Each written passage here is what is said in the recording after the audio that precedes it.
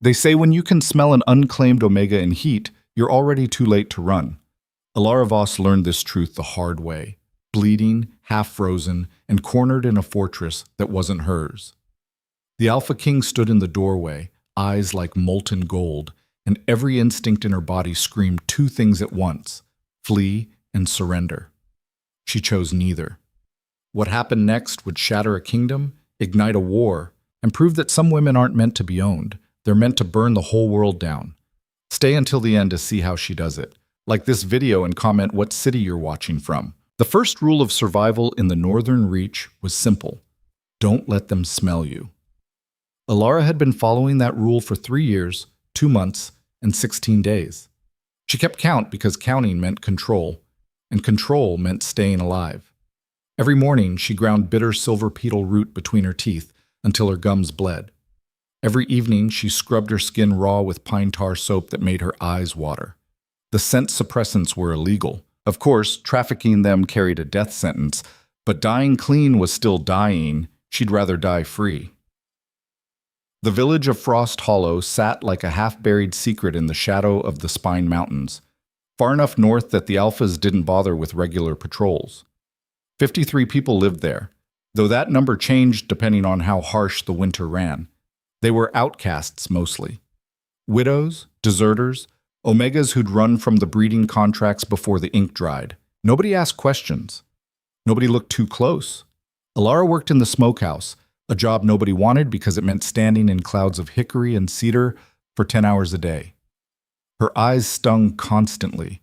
Her hair smelled like charred meat, but the smoke helped. It covered the small traces her suppressants might miss, the tiny chemical signatures that could betray her biology to a sensitive nose. "You look like death," Margot said, tossing her a flask as they locked up for the night. Alara caught it one-handed. "You're not exactly radiant yourself."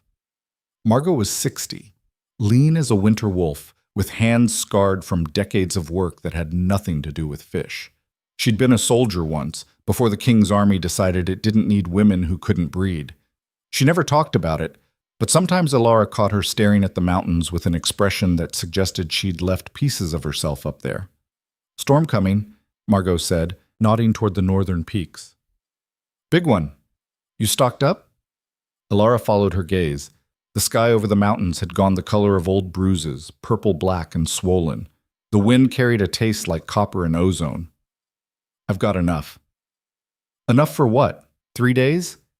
"This one's going to last a week, maybe more." Margot's eyes narrowed. "You feeling all right?" "Fine. Why?" "You're sweating." Alara wiped her forehead. Her hand came away damp. "It's the smokehouse. Always makes me... It's 14 degrees outside. Try again." For a moment, they just looked at each other. Margot's expression didn't change, but something shifted in the air between them. Understanding, recognition. "How long?" Margot asked quietly. "I don't know what you're talking about." "Alara, I'm fine." She shoved the flask back without drinking. "I'll see you after the storm." She walked away before Margot could argue, keeping her pace steady, even though her body had started to feel wrong in ways she couldn't name. It wasn't pain, exactly. More like an itch beneath her skin, a restless heat that seemed to pulse in time with her heartbeat. Not now, she thought. Please, not now. Her cabin sat at the edge of the village, backed against a pine forest so dense that full daylight never really penetrated. She'd chosen it specifically for that, for the privacy, the darkness, the ability to disappear if she needed to. She'd reinforced the door with iron bars scavenged from an old mine, nailed the window shut, built a trap door in the floor that led to a tunnel she'd dug over 2 winters, inch by frozen inch, that came out a quarter-mile away in a ravine where the scent of running water would cover her tracks. She'd prepared for this day. She just hadn't expected it to come during the worst storm in a decade. Inside, she locked the door and leaned against it, breathing hard. The heat under her skin had intensified. Her clothes felt too tight. She stripped them off with shaking hands and stood naked in the middle of the room, trying to think through the growing haze in her mind. Symptoms. What are the symptoms? Elevated temperature, heightened sensitivity. Scent production increases by... She couldn't remember the number. Her thoughts kept sliding away like water through cupped hands. She stumbled to the cabinet where she kept her supplies.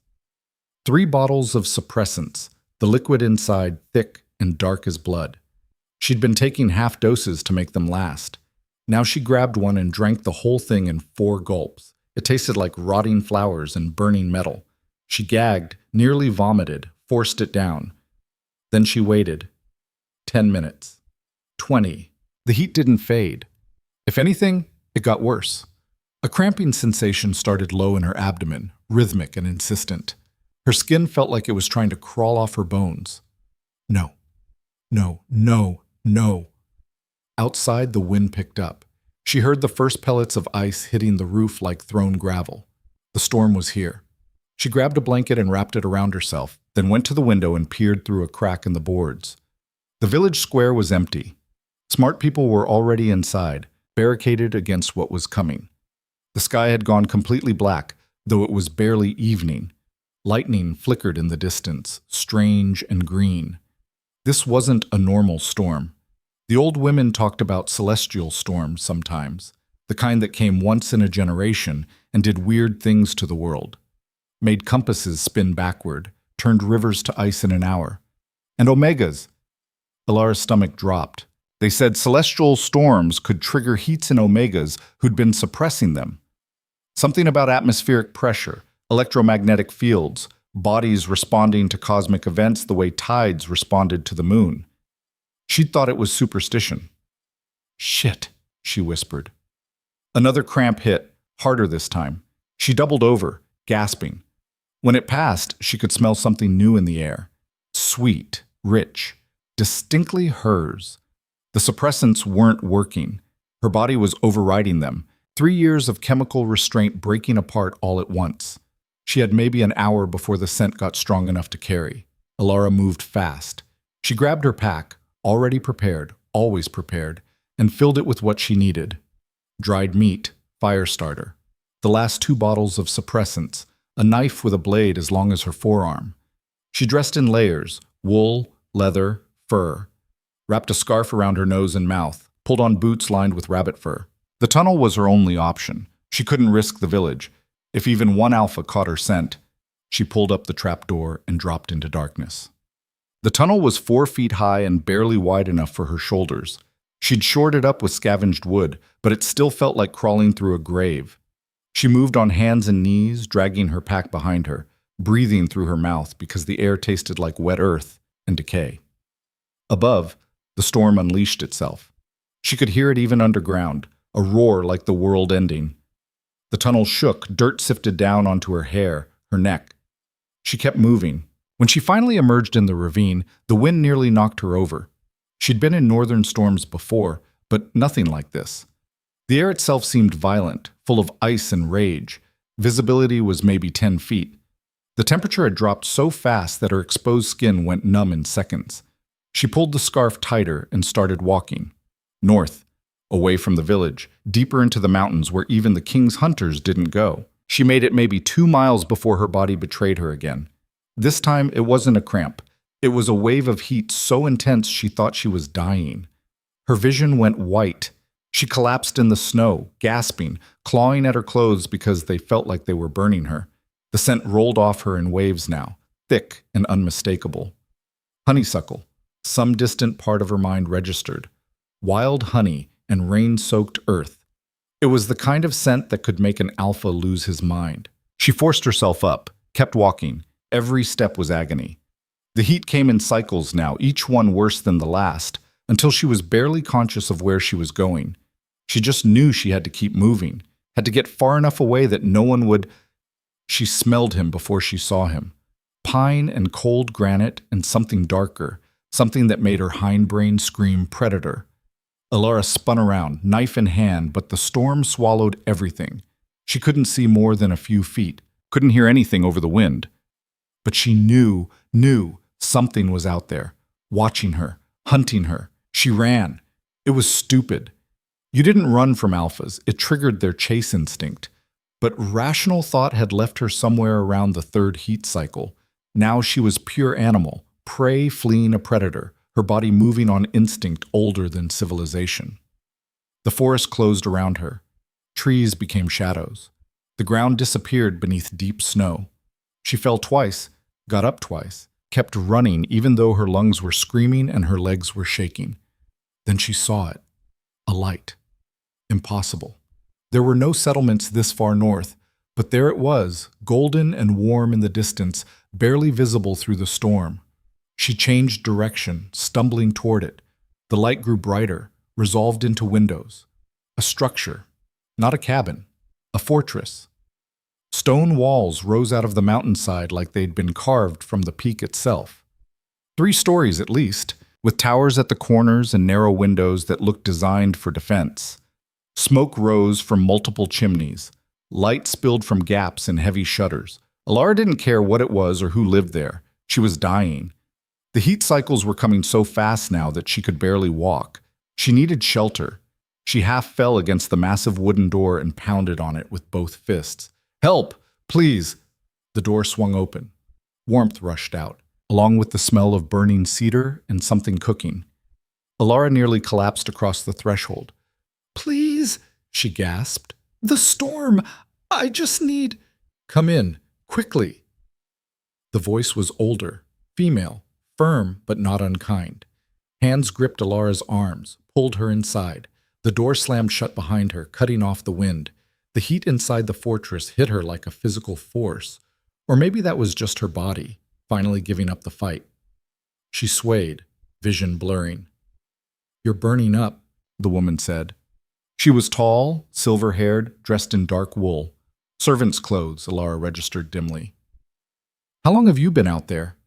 I need—" Alara couldn't finish the sentence. Another wave was building. She could feel it coming like a tsunami. The woman's eyes widened, then her expression changed, not disgust, but alarm. Oh no, please don't." Alara tried to step back. Her legs gave out. The woman caught her. "I won't hurt you, child. But you can't be here, this is—" She cut herself off, head turning sharply toward an interior door. "Oh gods! He's coming back!" "Who?" The woman's face had gone pale. "You need to leave, right now, before—" The interior door opened. Alara smelled him first.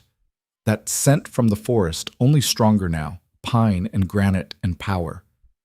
Then she heard footsteps. Slow, deliberate. The sound of someone who'd never had to hurry because nothing in the world could outrun them anyway. She tried to stand. Her body wouldn't cooperate. She ended up half slumped against the wall, breathing hard, watching the doorway. He appeared like a shape cut from shadow. Tall, maybe 6.5 feet, with shoulders that filled the doorframe. Dark hair shagged with melting snow. He wore black leather and rough wool, clothes meant for travel, still dusted with ice. His face was all hard angles, sharp jaw, high cheekbones, a nose that had been broken at least once. Scars traced his left eyebrow and the right side of his neck. But it was his eyes that stopped her heart. Gold. Not brown with flecks of gold, but true metallic gold, like coins catching firelight. Alpha eyes, apex predator eyes. They locked on her. And everything changed. The air in the room seemed to contract. Alara watched his nostrils flare as her scent hit him. Watched his pupils dilate until the gold was just a thin ring. Watched his whole body go absolutely still in the way that predators do right before they strike. "My lord," the older woman started. He didn't look at her, didn't blink, just stared at Alara with an intensity that made her skin prickle. When he spoke, his voice was rough, low, the kind of voice that resonated in your chest. "What is she doing here?" "She came in from the storm. I didn't know she was out." He cut her off without raising his voice. "Now." The woman hesitated. "My lord, she's ill. If we send her back out there, I said out." This time there was an edge to it, not anger, worse, command, the kind of absolute authority that didn't expect to be questioned. The woman's face tightened, but she nodded and left quickly, closing the door behind her, leaving Alara alone with him. He took a step forward. Every instinct screamed at her to run, but there was nowhere to go. Her back was already against the wall, and even if she could move, even if her body wasn't failing her, she knew she couldn't outrun this man. You're the Alpha King, she said. Her voice came out steadier than she expected. Something flickered in those gold eyes. You know who I am. Everyone knows who you are. Kyle Draven, the Wolf King of the North. They said he'd killed his father to take the throne, said he could track a scent for 100 miles, said he'd never taken a mate because no Omega had ever been strong enough to survive him. Looking at him now, Alara believed all of it. He moved closer. She pressed harder against the wall. He stopped about 3 feet away, close enough that she could feel the heat radiating off him, but not touching. Yet. You're in heat, he said. I know. Suppressing. For how long? 3 years. His eyebrows rose fractionally. That's a long time. Dangerous. I'm aware. Why? The question caught her off guard. What? Why suppress for 3 years? Why risk toxicity? What are you running from? Alara laughed. It came out bitter. What do you think? I didn't want to end up in someone's breeding contract. Didn't want to be property. So you'd rather die in a storm than submit to a bond? Yes. He studied her for a long moment. She couldn't read his expression. Then he did something unexpected. He stepped back, putting more distance between them. What's your name? Why does it matter? It matters. She considered lying, but what was the point? He could probably smell lies. Alara Voss. Alara. The way he said it made something low in her stomach tighten. How long until the next cycle? I don't... She cut off as another cramp hit. Not the full wave yet, but a warning. Soon. Can you walk? I don't know. He moved before she could react. One moment standing 3 feet away, the next right in front of her. She flinched, but he didn't grab her, just offered his hand. I'm not going to hurt you, he said quietly. But if you stay in this room, I won't be able to control myself much longer. Your scent is... He stopped. We need to get you somewhere secure. What are you going to do? Keep you alive until the heat breaks. After that, you can decide what happens next. It was the you can decide part that made her take his hand. His palm was rough, calloused from weapon work, but his grip was careful as he pulled her to her feet. She swayed. He steadied her with a hand on her elbow, then immediately let go and stepped back again. This way. He led her through the fortress, keeping distance between them. The halls were stone and timber, decorated with old weapons and faded tapestries. They passed more servants, all carefully looking away, and climbed a spiral staircase to the 3rd floor. At the end of a long corridor, he opened a door. The room beyond was simple: large bed, fireplace already burning, heavy curtains over the windows. And most importantly, she noticed immediately a lock on the inside of the door. There's water, Kyle said, nodding to a pitcher on a side table. Food in the chest, blankets, everything you need. You're locking me in? I'm giving you the option to lock yourself in. There's a difference. He paused in the doorway. This is a safe room. Stone walls, reinforced door. When the heat fully hits, you'll want isolation, want darkness. This is the best I can offer. And you? Will be on the other side of this door, making sure nobody else gets in. Why? The question burst out before she could stop it. Why are you helping me? He looked at her for a long moment. In the firelight, his eyes seemed to glow. Because you chose to run into a storm rather than be owned. That's... He shook his head. That takes courage. Or insanity. I haven't decided which. Maybe both. A ghost of a smile touched his mouth. Maybe. Then he was gone, pulling the door shut behind him. Alara stared at the closed door for a long moment. Then she crossed the room and turned the lock. The next wave hit 30 seconds later. Time stopped meaning anything. The heat consumed her in cycles, building, cresting, receding, then building again, each one worse than the last. She tried the suppressants, choked down the remaining bottles, but they were useless now. Her body had crossed some threshold.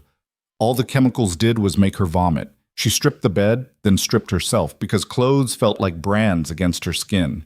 Built a nest of blankets in the corner farthest from the door, curled into it, and tried to breathe through the pain, because it was pain now.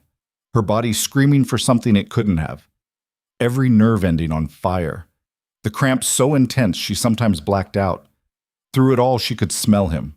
Even through the locked door, through stone walls, she could smell Kael, pine and granite and alpha.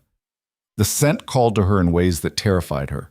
Her body wanted her to open that door, wanted her to go to him. Every instinct bred into her over thousands of years of evolution demanded she submit, present, let the alpha take care of it. She bit her own hand until it bled rather than give in. Sometime during the second day, or maybe the third, she'd lost count, she heard voices outside the door. Can't keep her locked up forever.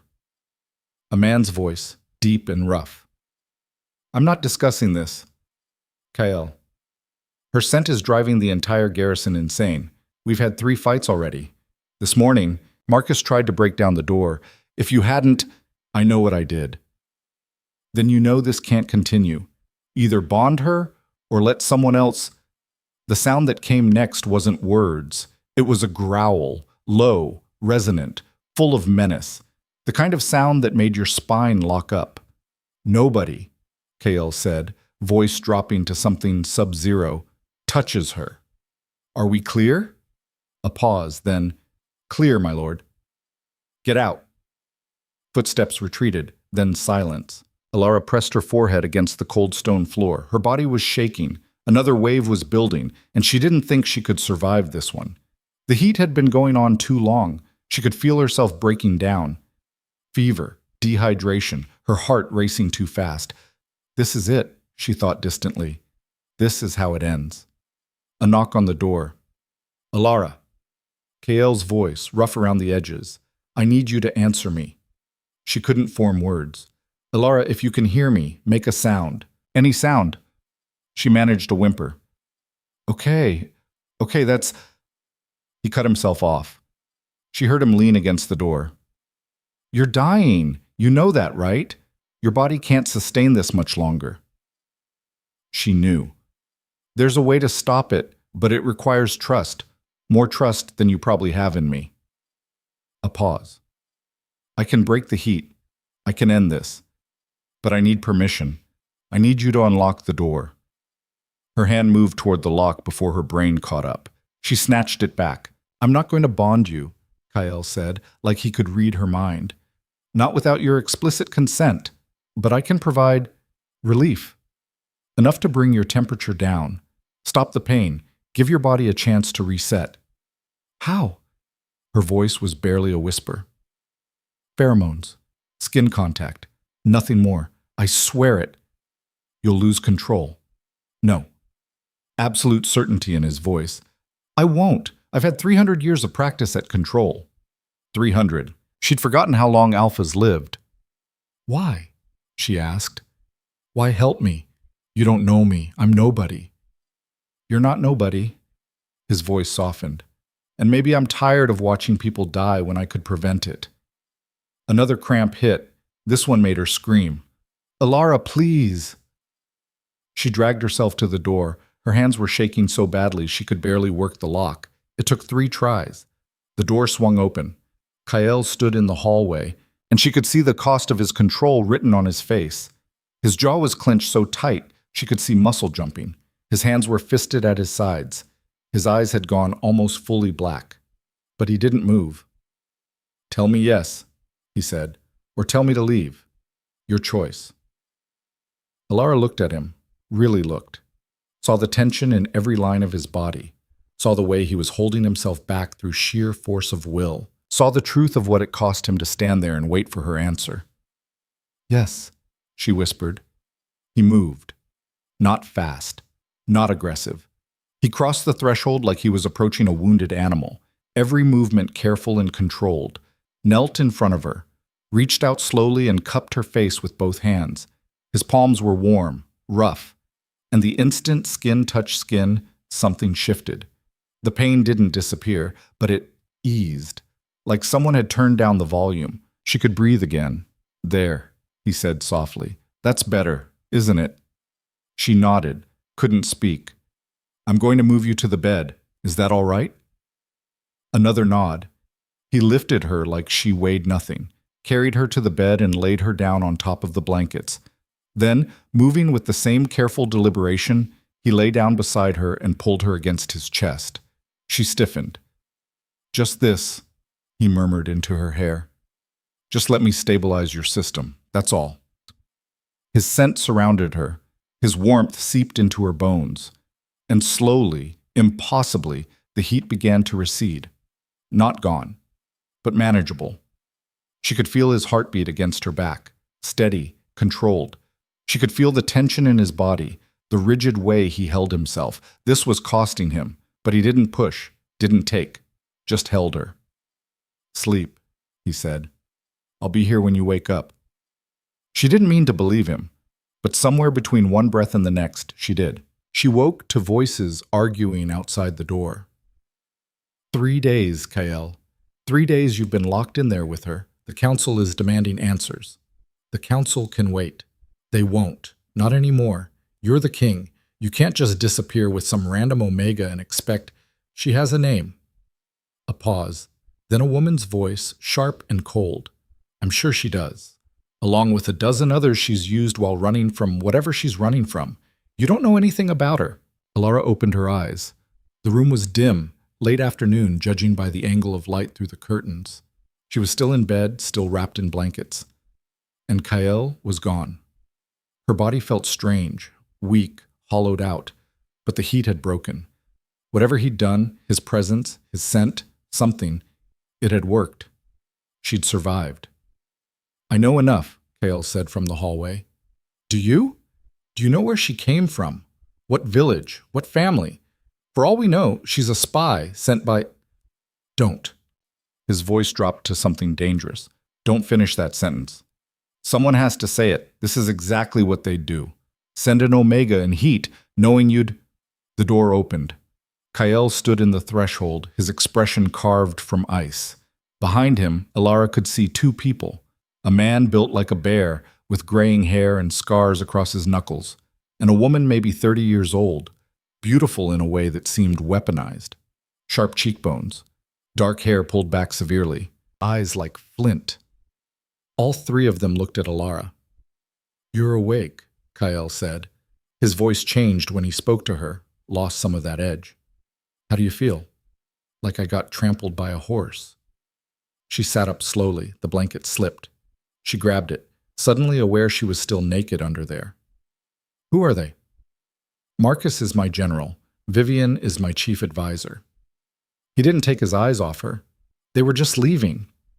"We weren't finished," Vivian said. "Yes, you were." The general, Marcus, put a hand on Vivian's arm. "Come on. Let's give them some space." Vivian's eyes narrowed, but she allowed herself to be led away. Kael watched them go, then shut the door and locked it. For a moment he just stood there, back to her. "I'm sorry," he said finally. "They shouldn't have spoken about you that way." "They're right, though. You don't know anything about me." "I know you're not a spy." "How?" He turned. "Because a spy wouldn't have fought the heat as hard as you did. Wouldn't have nearly died rather than give in. A spy would have used it." He crossed to the window, looked out. "I also know you're exhausted, dehydrated, need food and rest before you even think about going anywhere.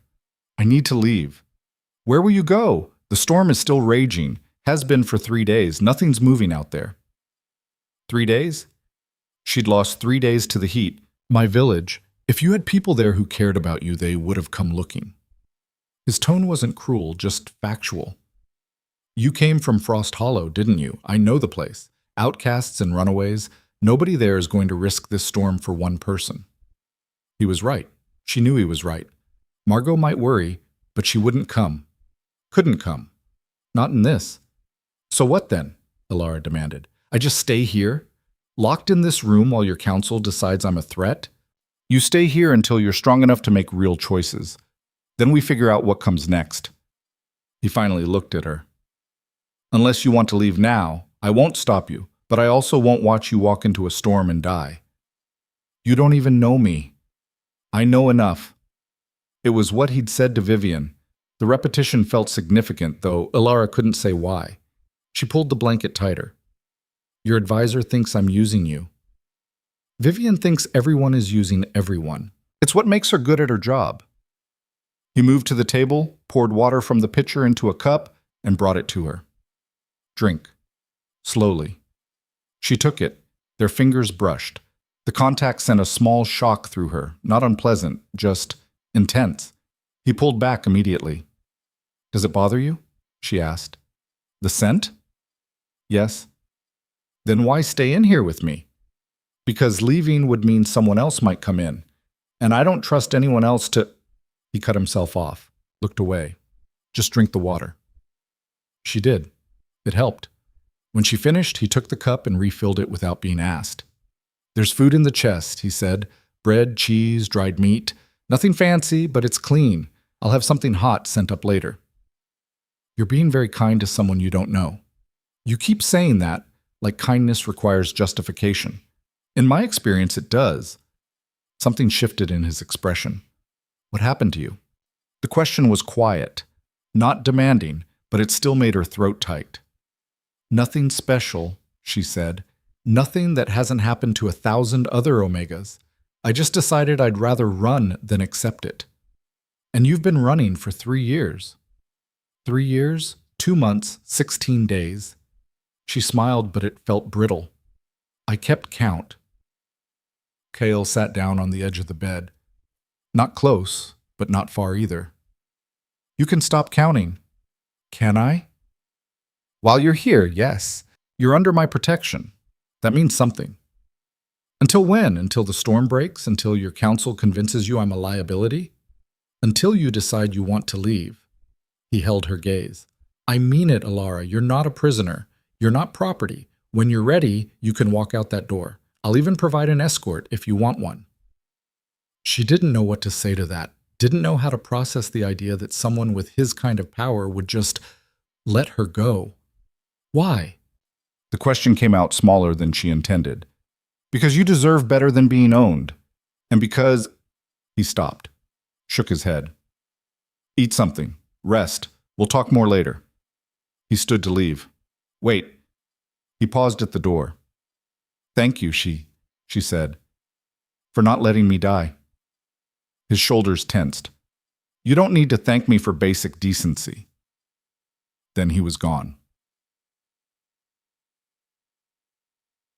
She ate. She slept. And when she woke again, it was dark outside and someone had left clean clothes folded on the chair by the fire. Not servants' clothes, something finer. A tunic of soft wool, dark green, leather pants that looked like they'd actually fit. Undergarments, thick socks, even boots. Alara stared at them for a long moment. Then she got dressed.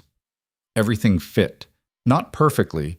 Whoever had guessed at her size had been slightly off, but close enough. The tunic was warm. The pants didn't restrict her movement. The boots were lined with something soft. She caught sight of herself in the mirror above the wash basin and barely recognized her reflection. She looked almost normal. Not like someone who'd spent 3 years hiding in smoke and suppressants. Not like someone who'd nearly died 4 days ago. She looked like a person. The thought made her chest ache in ways she couldn't name. A knock at the door made her jump. It's Kyle.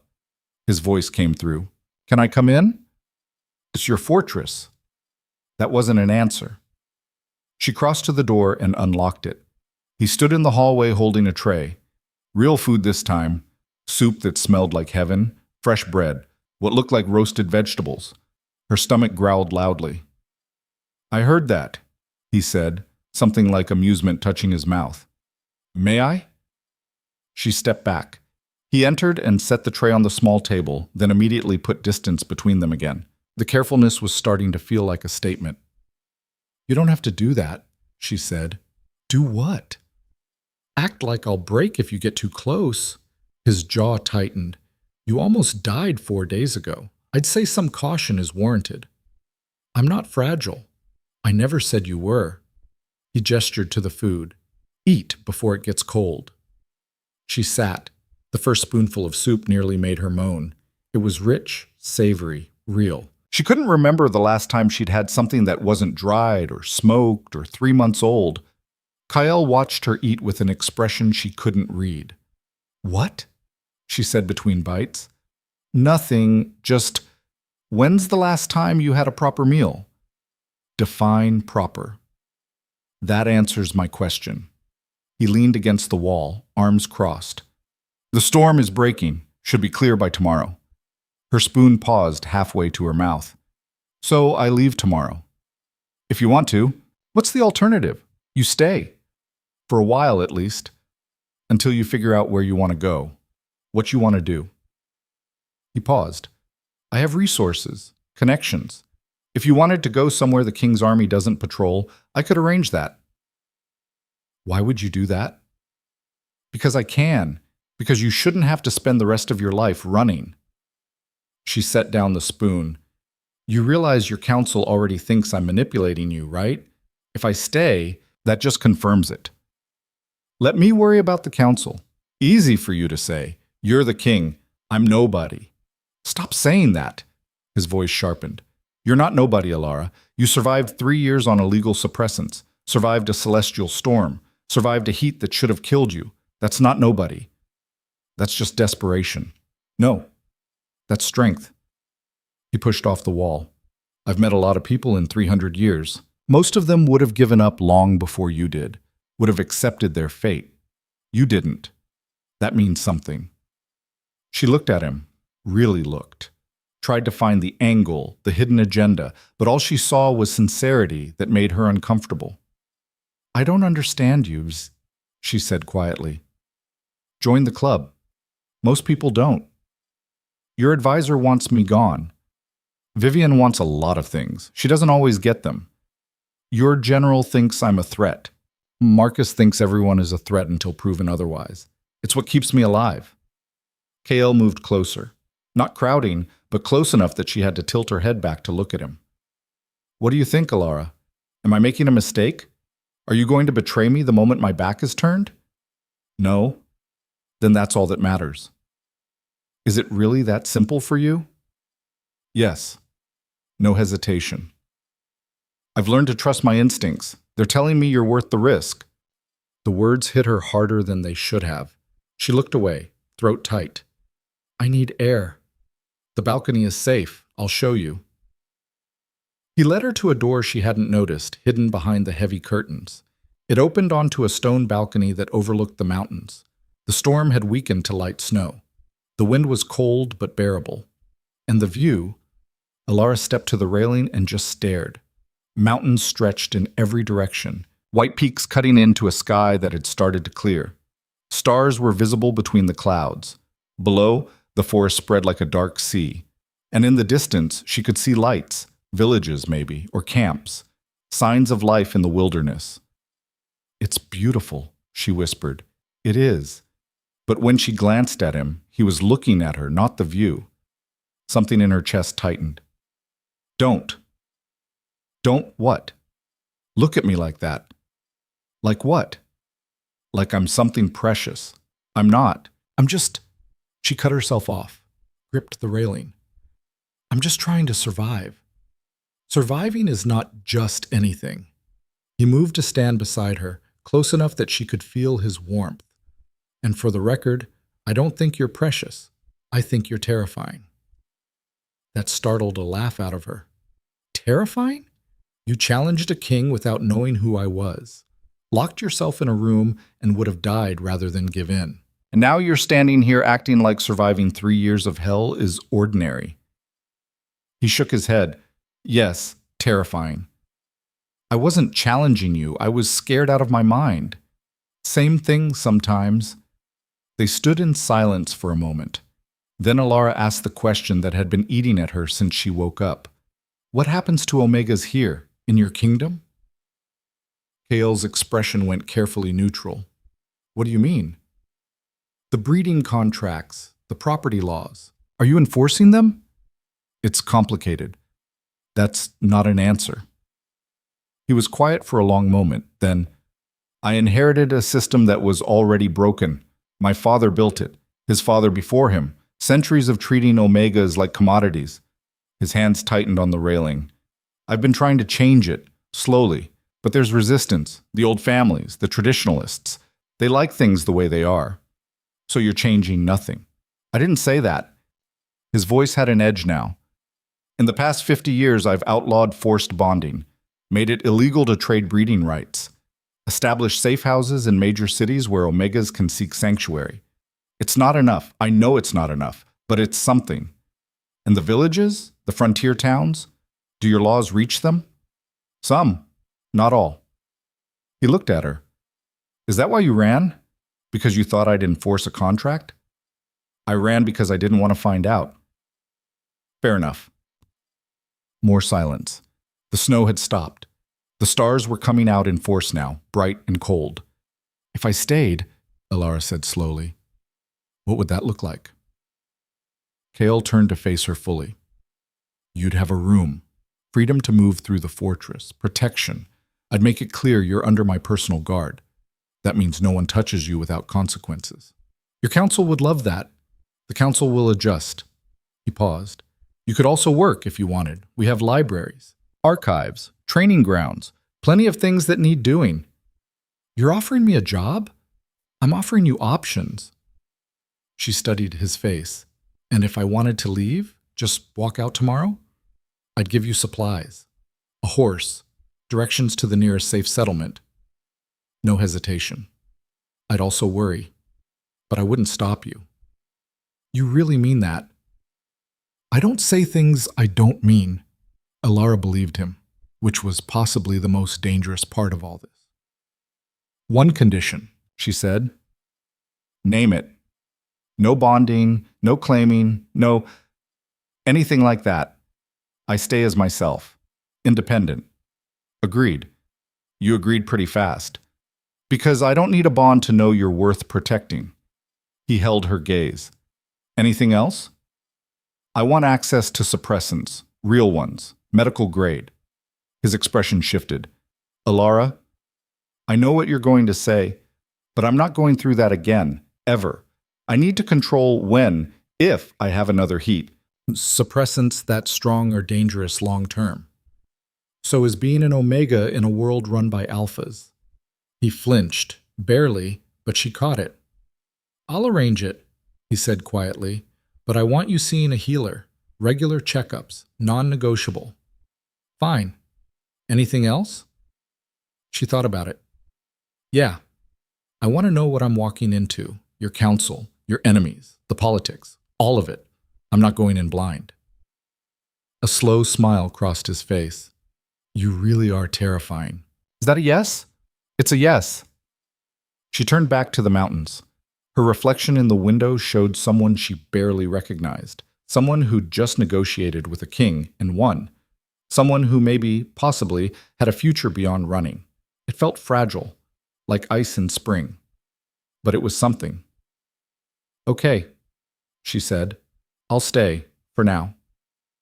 For now is enough. They stood there together as the stars came out, and for the first time in 3 years, Alara let herself believe she might actually be safe. She shouldn't have. The next morning, she woke to shouting. Alara jerked upright, heart pounding. The voices were coming from somewhere below. Multiple people, all talking over each other. She couldn't make out words, but the tone was clear. Anger, panic. She dressed quickly and opened the door. The hallway was empty, but the shouting was louder now. She followed it down the stairs, through corridors she barely remembered from her fever haze, until she found the source. A great hall. Stone floors, massive fireplace, walls hung with weapons and banners. At least 20 people crowded inside, all focused on Kael, who stood in the center like a rock in a river. Cannot be serious, Vivian was saying. You're putting the entire kingdom at risk for one Omega? I'm offering sanctuary. That's not a risk. It is when she's being hunted. This from Marcus. We received word this morning. Hunters from the southern territories. They tracked her scent here. Alara's blood went cold. How many? Kale's voice was ice. 12, maybe more. Marcus's face was grim. They're claiming she's a fugitive. Stolen property. They have a contract with her name on it. Then the contract is void. She's under my protection now. They don't care about your protection. They care about the bounty. Vivian stepped forward. And they're not alone. The Southern Lords are with them. Lord Garrett himself is leading the party. Something shifted in KL's expression. Garrett is here. Arrived an hour ago, demanding an audience. Vivian's eyes were hard. He wants the girl, and he has the law on his side. What law? The breeding contract signed 5 years ago by her legal guardian. Vivian pulled out a rolled parchment and threw it on the table. It's legitimate, which means legally she belongs to... I belong to no one. Everyone turned. Alara stood in the doorway. Her voice had come out stronger than she felt, but she didn't back down. She walked into the room, spine straight, and met Vivian's gaze. I never signed that contract, she said. My stepfather did, without my consent, without my knowledge. I was 16. Legally, Vivian started. Legally, forced contracts are invalid under the king's own law. Alara looked at Kael. You said you outlawed forced bonding. That includes contracts signed by guardians on behalf of minors, doesn't it? A flicker of something. Approval? Surprise? Crossed his face. It does. Then there's no case. The contract is void. Tell that to the 12 armed hunters outside, Marcus said. They're not here for legal debates. Then we fight. Kale's voice cut through the room. I'll make it simple. She stays. Anyone who has a problem with that can take it up with me personally. This is insane, Vivian said. You're risking war with the Southern Territories over someone under my protection. Yes, I am. The room exploded into argument. Voices overlapped, rose, crashed against each other. Alara caught pieces. Political suicide. Can't afford conflict. Not worth the cost. She looked at Kael. He was watching her, ignoring everyone else. Not worth the cost. The words echoed. She'd spent 3 years believing she wasn't worth anything, and now here was a man willing to risk a war for her. It didn't make sense, couldn't make sense, unless I'll go with them. Silence. Every head in the room turned to stare at her. What? Kael said quietly. I'll go. Talk to them. Explain the situation. Alara kept her voice level. Maybe we can resolve this without violence. Absolutely not. Why not? If I can convince them to leave, they didn't come here to be convinced.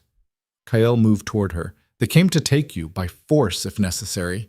Then let me at least try. What's the worst that happens? They kill you. Better than people dying for me. No. The word was final. You're not going out there. You said I wasn't a prisoner. You're not, but I'm also not letting you walk into an execution. Alara met his eyes. Then what's your solution? Fight them? Kill them? Start a war? She shook her head. I won't let people die because of me. They're not dying because of you. They're dying because they came here to steal someone under my protection. It's the same thing. It's not. They stared at each other. The rest of the room had gone completely silent, everyone watching the standoff. Finally, Vivian spoke. There is another option. Kael didn't look at her. I'm listening. Bond her, publicly. Make her your mate. Vivian's voice was cool, calculated. The moment she bears your mark, the contract is automatically void. No legal challenge, no room for argument. Alara's stomach dropped. No, Kael said. It's the cleanest solution. I said no. Why? Vivian demanded. You're already protecting her, already risking your political capital. Just formalize it. Because she doesn't want it. He finally looked at his advisor. And I won't force a bond on someone to solve a political problem. Even if it saves her life? Even then. Vivian's expression went flat.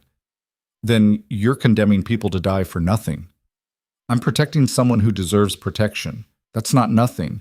It is when you're a king. She stepped closer. You don't have the luxury of personal feelings, Kael. Every decision you make affects thousands of people, and you're choosing one Omega over... Choose your next words very carefully, Kael said, voice dropping to something lethal. Vivian stopped. For a moment, they just looked at each other. Then she stepped back. Fine. Do it your way. She turned to Marcus. How long until they attack? They're not attacking. They're demanding an audience. Marcus looked at Kael. Lord Garrett specifically requested to speak with you. alone. Then I'll speak with him. And the girl? Stays here, under guard. I'm right here, Alara said. Stop talking about me like I'm not. Kael turned to her. You're staying in this fortress. That's not negotiable. Everything's negotiable. Not this. He moved close enough that only she could hear his next words. Please, trust me on this. Let me handle it. She wanted to argue, wanted to fight, but something in his expression stopped her. How long, she asked. However long it takes. And if he doesn't leave, then we handle it differently. He straightened. But I need you safe while I do this. Can you give me that?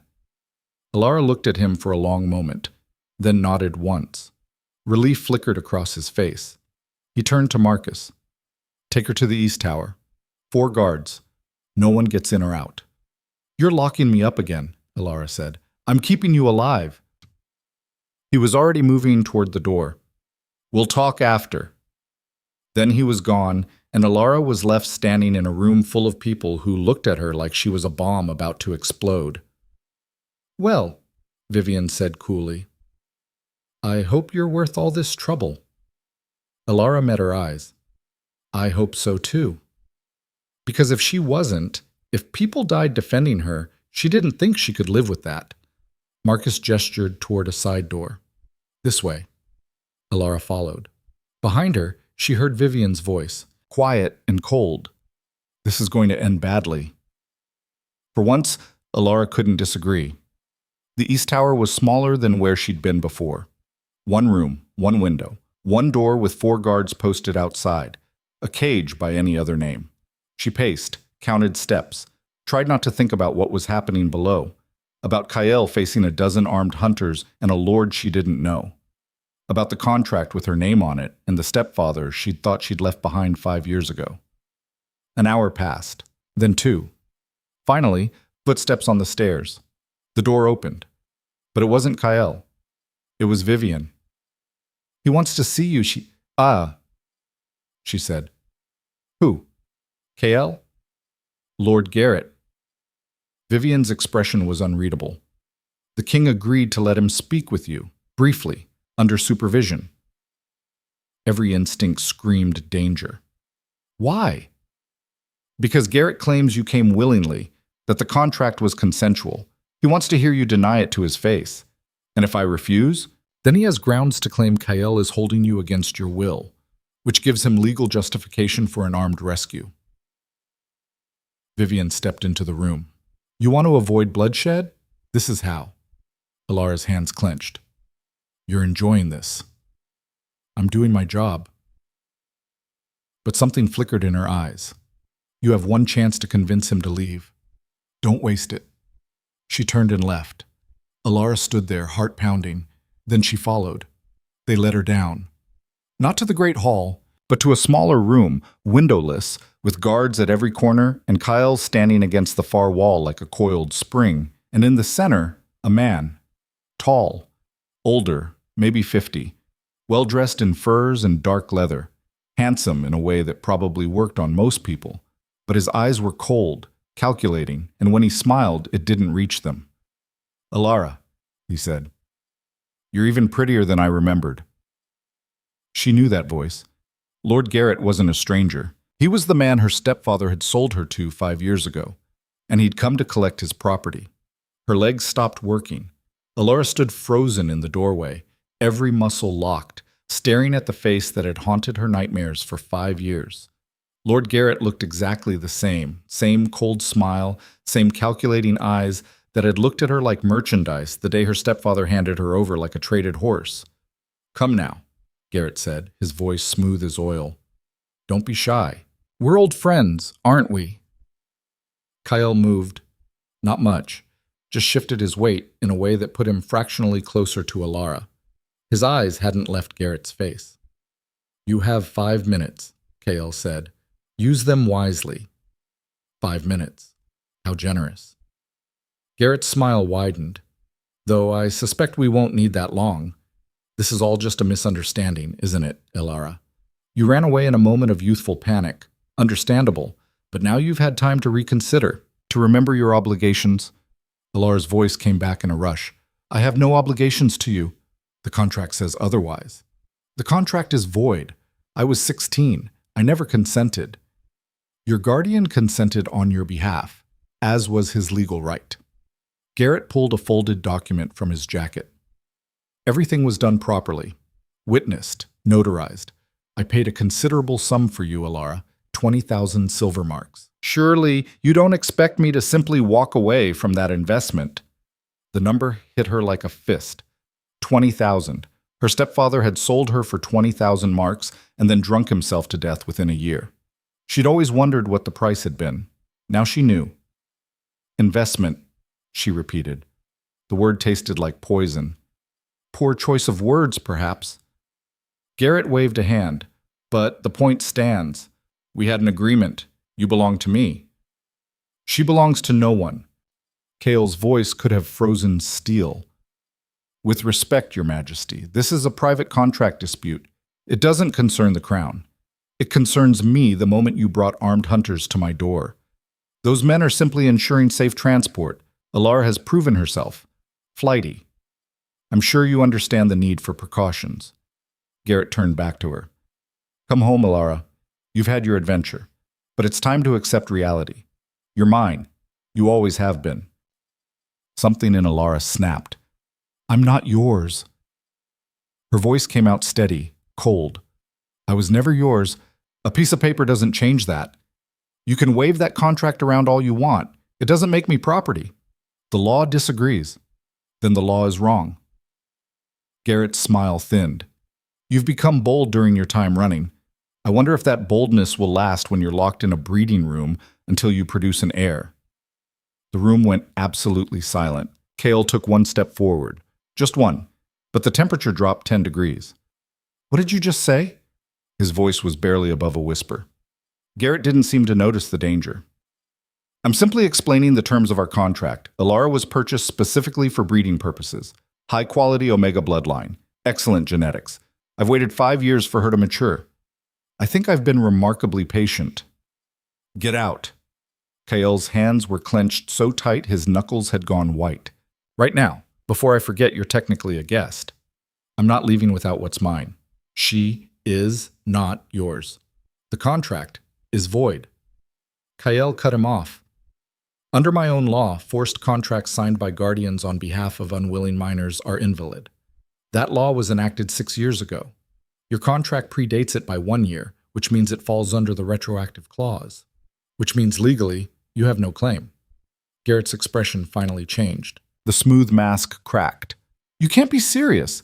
I'm completely serious. You have 2 choices. Leave now, peacefully, or stay and face charges for attempted abduction under false pretenses.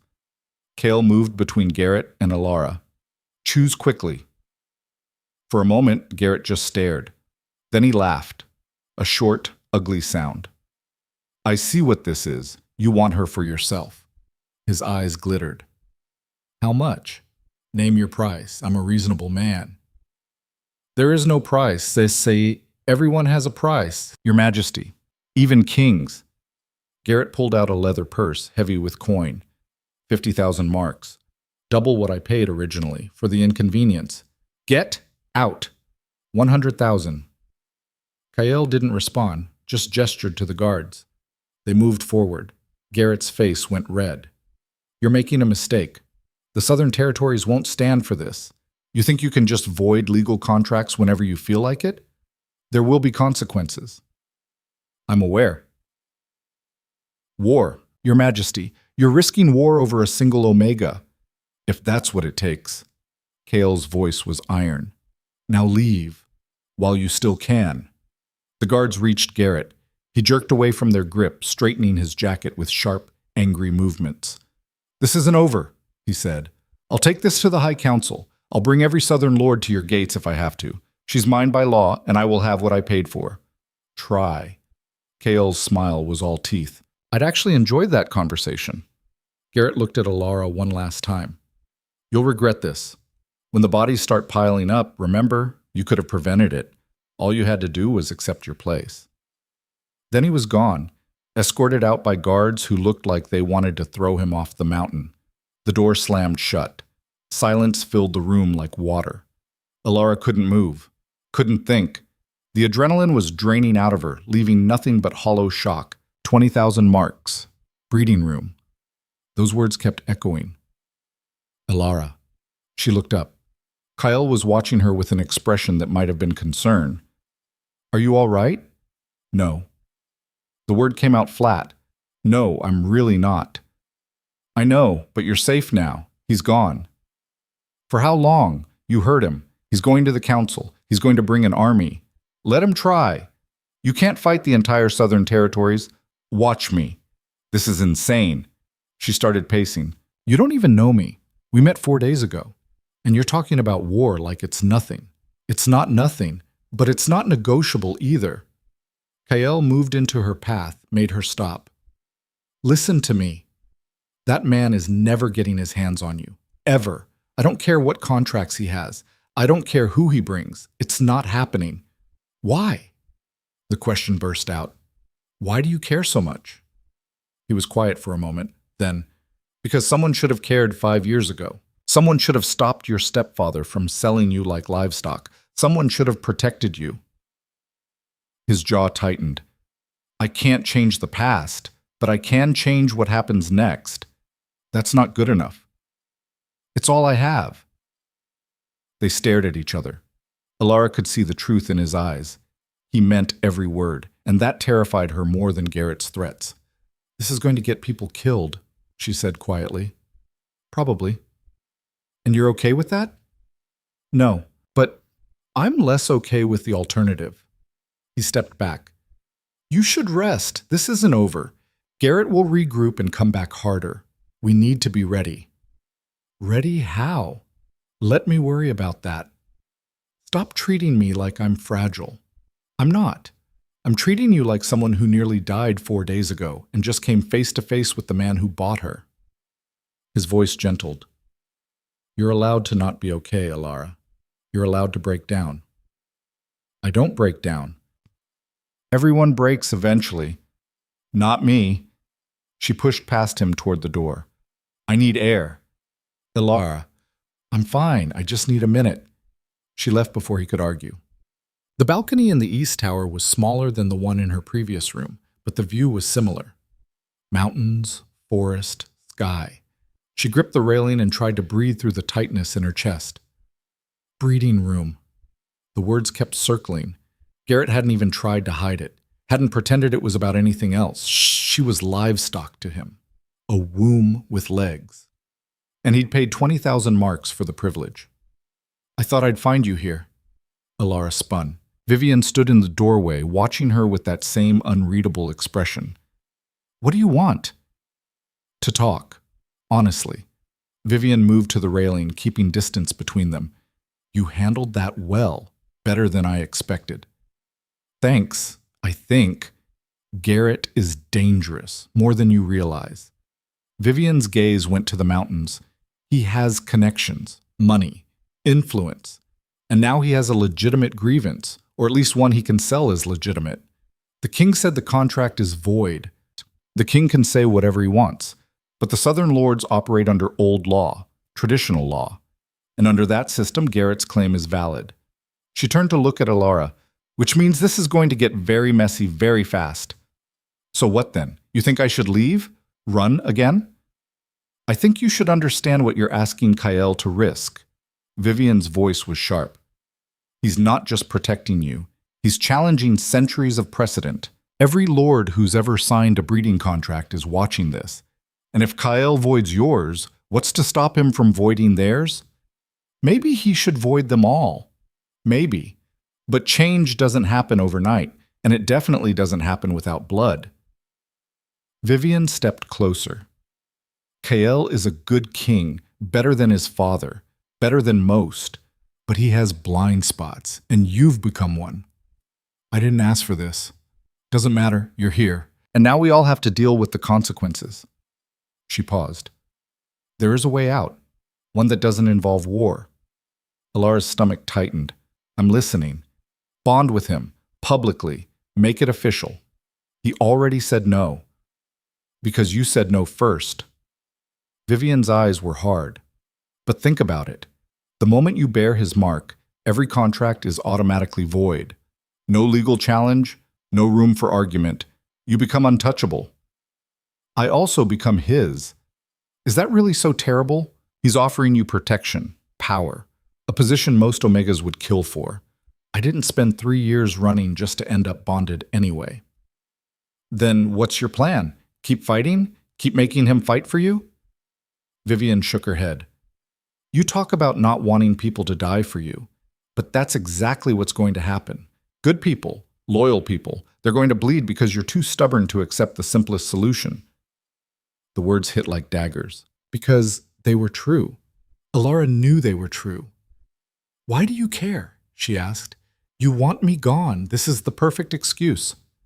I want what's best for the kingdom, and right now that's ending this crisis before it spirals. Vivian's expression softened fractionally. I don't hate you, Alara. I don't even dislike you. But I've been advising Kael for 70 years. I've seen him make mistakes, fall for the wrong people, get hurt. She paused. I won't let that happen again. You think I'm going to hurt him. I think you're going to get him killed. There's a difference. Before Alara could respond, shouting erupted from below. Both women turned toward the sound. What now? Alara muttered. They ran. The great hall was chaos. Servants rushed in every direction. Guards shouted orders. And in the center, Marcus stood over a man covered in blood. Not his blood. Someone else's. Kael was already there, kneeling beside the wounded man. What happened?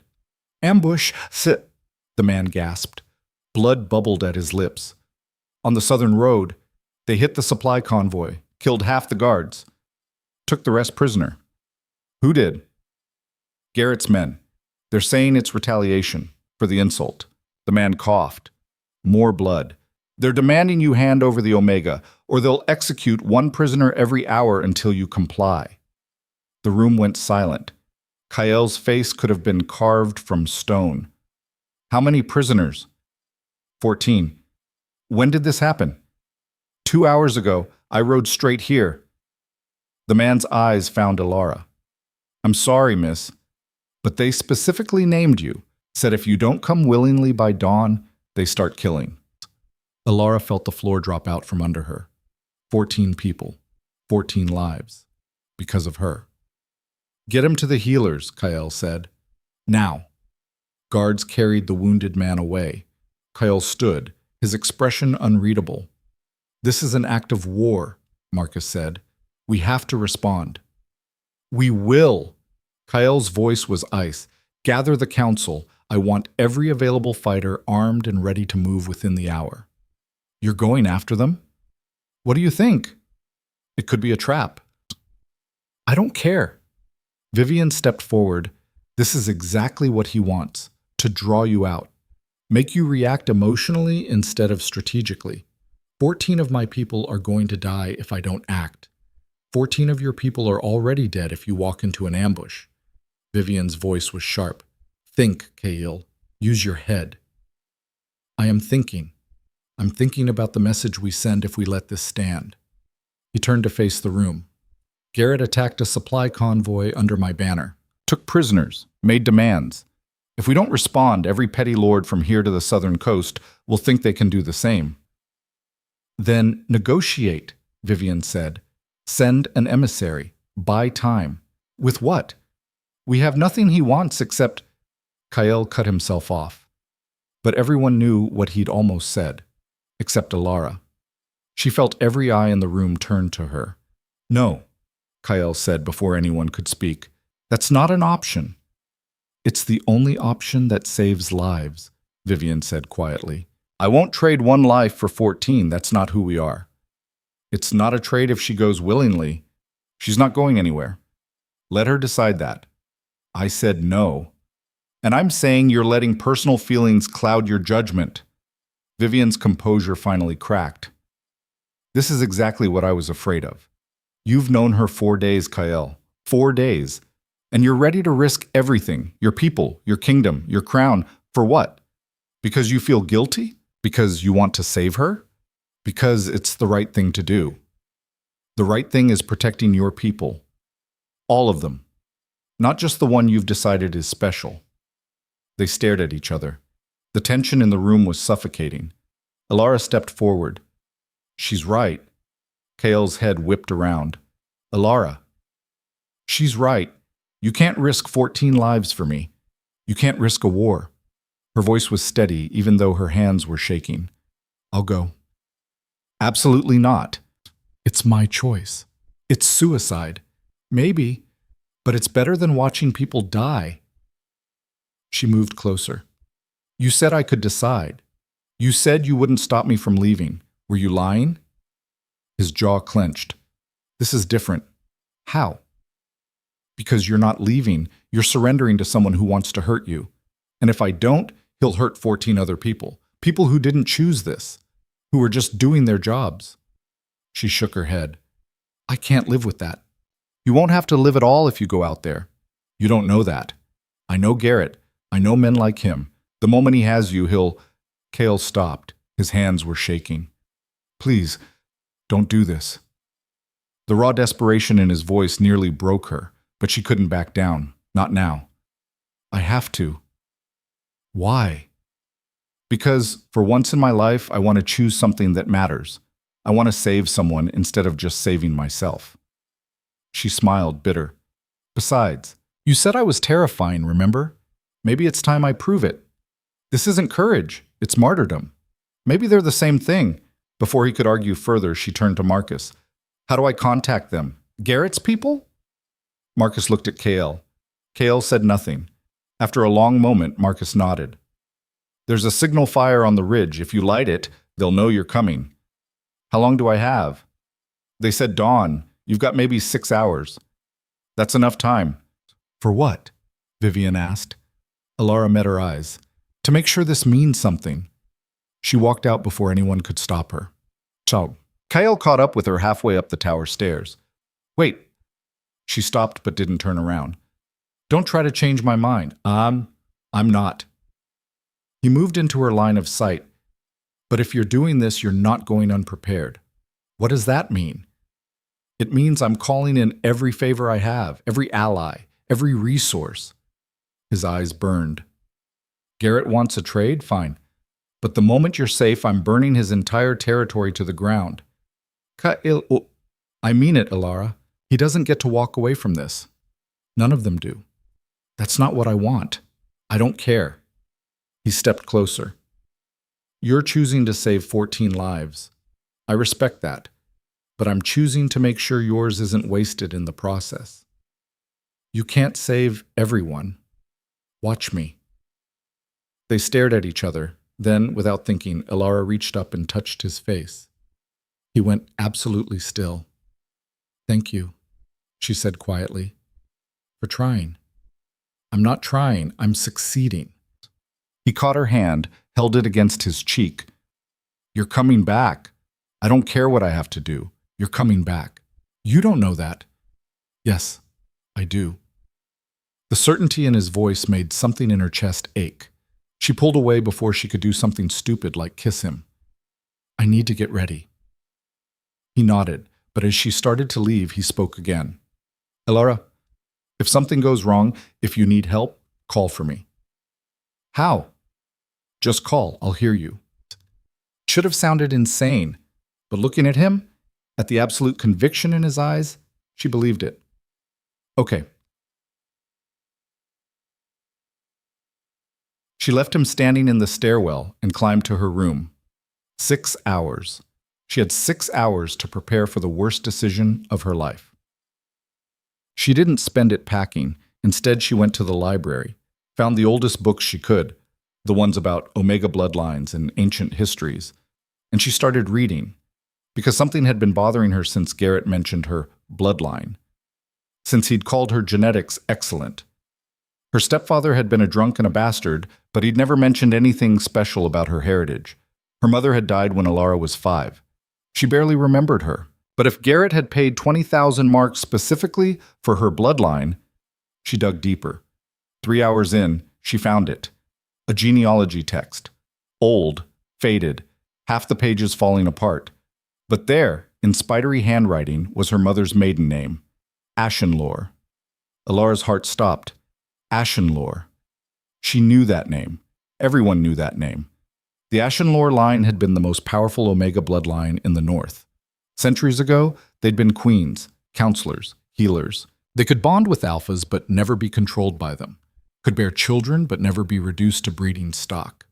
And they'd been hunted to extinction 200 years ago during the Purge, or so everyone thought.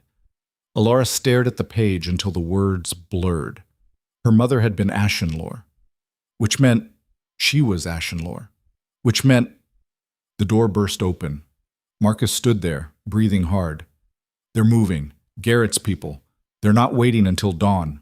They're coming now. What? Someone tipped them off. They know you're planning to surrender, and they're coming to take you before Kael can mount a defense. How long? 20 minutes, maybe less. He grabbed her arm. We need to move you. Now. Alara looked at the book in her hands, at the name written there, at the heritage she'd never known she had. Then she closed it. No. Alara, get Kael. Tell him. She stopped. What could she tell him? That she'd discovered she was the last of a supposedly extinct bloodline? That Garrett probably knew and that's why he'd paid so much? That this was bigger than a simple breeding contract? Tell him I'm sorry, she said. Then she ran. Not toward safety, toward the ridge, toward the signal fire, toward her choice. Behind her she heard Marcus shouting, heard guards running, heard chaos erupting through the fortress. But she didn't stop. She made it to the ridge in 10 minutes, found the signal fire, already prepared, just waiting for a spark. She grabbed the torch from its bracket and touched it to the kindling. Flames roared to life. In the distance she saw movement, riders. At least 20 of them, torches blazing, coming fast. She'd done it, committed herself. There was no going back now. Alara! She turned. Kyle stood 30 feet away, having somehow beaten her up the mountain. His eyes were wild, desperate. Don't, he said. I have to. You really don't. 14 people, Kale. We'll die anyway if I let you do this. He took a step forward. Please, come back inside. We'll find another way. There is no other way. There's always another way. The riders were getting closer. She could hear hoofbeats now, voices shouting. I'm Ashenlore, she said suddenly. Kael froze. What? My mother's bloodline, I just found out. That's why Garrett wants me. That's why he paid so much. She laughed, sharp and bitter. I'm apparently valuable. Who knew? Alara, if something happens to me, make it mean something. Use it. Tell people what Garrett was trying to do, what the old laws allow. She backed toward the edge of the ridge. Promise me. I'm not promising you anything except that you're not doing this. You don't get to decide. Yes, I do. He moved fast, faster than she'd thought possible, closed the distance between them in 3 strides and grabbed her wrist. Let go. No. Kael, they're almost here. I don't care. The riders crested the ridge. Garrett sat at the front, flanked by armed men. His eyes found Alara, and he smiled, cold and triumphant. How touching, he called out. But I'm afraid playtime is over. The Omega comes with us. Now. Over my dead body, Kael said. That can be arranged. The hunters drew weapons. Kael didn't move, just stood there, one hand wrapped around Alara's wrist, the other loose at his side. Last chance, Your Majesty. Step aside, or we take her by force. Try it. Garrett's smile widened. As you wish. He raised his hand, and Alara felt something inside her, something she'd never felt before, crack open. Power flooded through her, raw, ancient, terrifying. Her eyes snapped to Kael's. He stared at her, shock written across his face. What? He started. Then she let go. The air itself changed. One moment, Alara was just a terrified Omega standing on a ridge. The next, something ancient and vast unfurled inside her like wings stretching after centuries of being folded. Power surged through her veins, hot and wild and completely beyond her control. Every alpha on that ridge felt it. Garrett's smile vanished. His horse reared, eyes rolling white with panic. Behind him, his men fought to control their mounts as the animals screamed and tried to bolt. What? Garrett started. The power exploded outward, not violently, not destructively, but absolutely. A wave of pure Omega dominance that hit every Alpha within 50 yards like a physical blow. Alara watched them flinch, watched their wolves, the predator instincts that made them apex, recoil from something older and stronger than pack hierarchy. For 3 seconds, she was the most powerful creature on that mountain. Then the wave collapsed, and she collapsed with it. Kale caught her before she hit the ground. She was dimly aware of his arms around her, his voice in her ear saying something she couldn't process. Her vision was white at the edges. Her body felt like it was burning from the inside out. "Get them out of here!" Kale's voice, sharp with command. She heard movement, horses, shouting, the hunters retreating in chaos. "What was that?" Marcus's voice, closer now. "What the hell was that?" Ashenlore manifestation. A new voice, older, female. "I haven't felt one in 200 years. Thought they were extinct." "They were supposed to be," Kale said. His arms tightened around Alara. "Get the healer. Now." "I'm fine," Alara managed. Her voice sounded like gravel. "You're not. You just manifested dormant bloodline abilities without preparation or training. You should be dead." Disappointed? Terrified? He shifted her in his arms, lifting her completely. "Hold on." She must have blacked out because the next thing she knew, she was in a bed. Not her tower room. Somewhere else, and people were arguing over her. Unprecedented. The Ashenlore line was destroyed during the Purge. Every single one. Clearly not every single one. But the power she showed, that's not normal even for Ashenlore. That was queen-level manifestation. Royal bloodline. Which means what exactly? It means she's not just valuable, she's a walking political crisis. Alara opened her eyes. The room swam into focus slowly. Stone ceiling, firelight. 4 people standing around her bed. Kael, Marcus, Vivian, and a woman who looked ancient, at least 300 years old, with silver-white hair and eyes that had seen too much. "She's awake," the old woman said. All eyes turned to her. "How do you feel?" Kael asked. He looked like he hadn't slept, dark circles under his eyes, hair disheveled. "Like I got hit by lightning." Alara tried to sit up. Pain lanced through her skull. "What happened?" "You manifested," the old woman said. "Dominance wave. Very powerful, very unstable. You're lucky you didn't stroke out." "Who are you?" "Meredith, court healer, and apparently the only person alive old enough to remember what an Ashenlore manifestation looks like." She moved closer, pulled back Alara's eyelid, examined her pupil. "Your bloodline has been dormant your entire life. Something triggered it. The stress, probably. Or," she glanced at Kael, "proximity to a strong alpha." "Don't look at me like that," Kael said. "I'm just stating facts." Meredith released Alara and stepped back. The Ashenlore Omegas were unique. They could bond with Alphas as equals. Their children were always powerful. Alpha or Omega didn't matter. And in rare cases, they could manifest abilities that went beyond normal Omega biology. "Like what?" Alara asked. "Dominance projection, emotional manipulation, and the old queen's limited precognition." Meredith's expression was unreadable. Your ancestor, the last Ashenlore queen, could bring an alpha army to its knees with a thought. That's why they were hunted, too dangerous to let live. "And you think Alara can do that?" Marcus sounded skeptical. "I think she just did a lesser version of it 20 minutes ago." Meredith looked at Alara. "You forced 20 armed alphas to retreat without a single blow. That's not normal, child. That's legendary." The room went silent. Alara's mind was racing. Garrett knew. That's why he bought me. Why he paid so much. "Probably," Vivian said. "If he had access to genealogical records, and he would, being Southern nobility, he'd have known your mother's maiden name, known what it meant. So he was planning to breed me for my bloodline." "Yes." The casual confirmation made Alara's stomach turn. "What happens now?" "Now," Kael said, "we have a problem." "Just one?"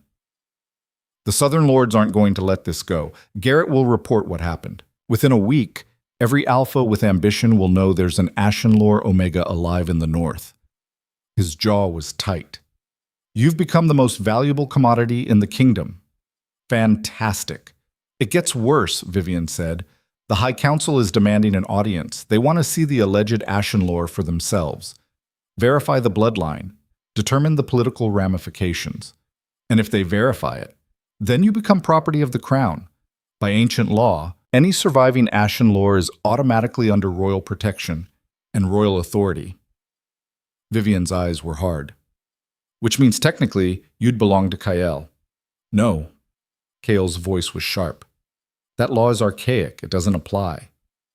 The council won't see it that way. The council doesn't get a vote.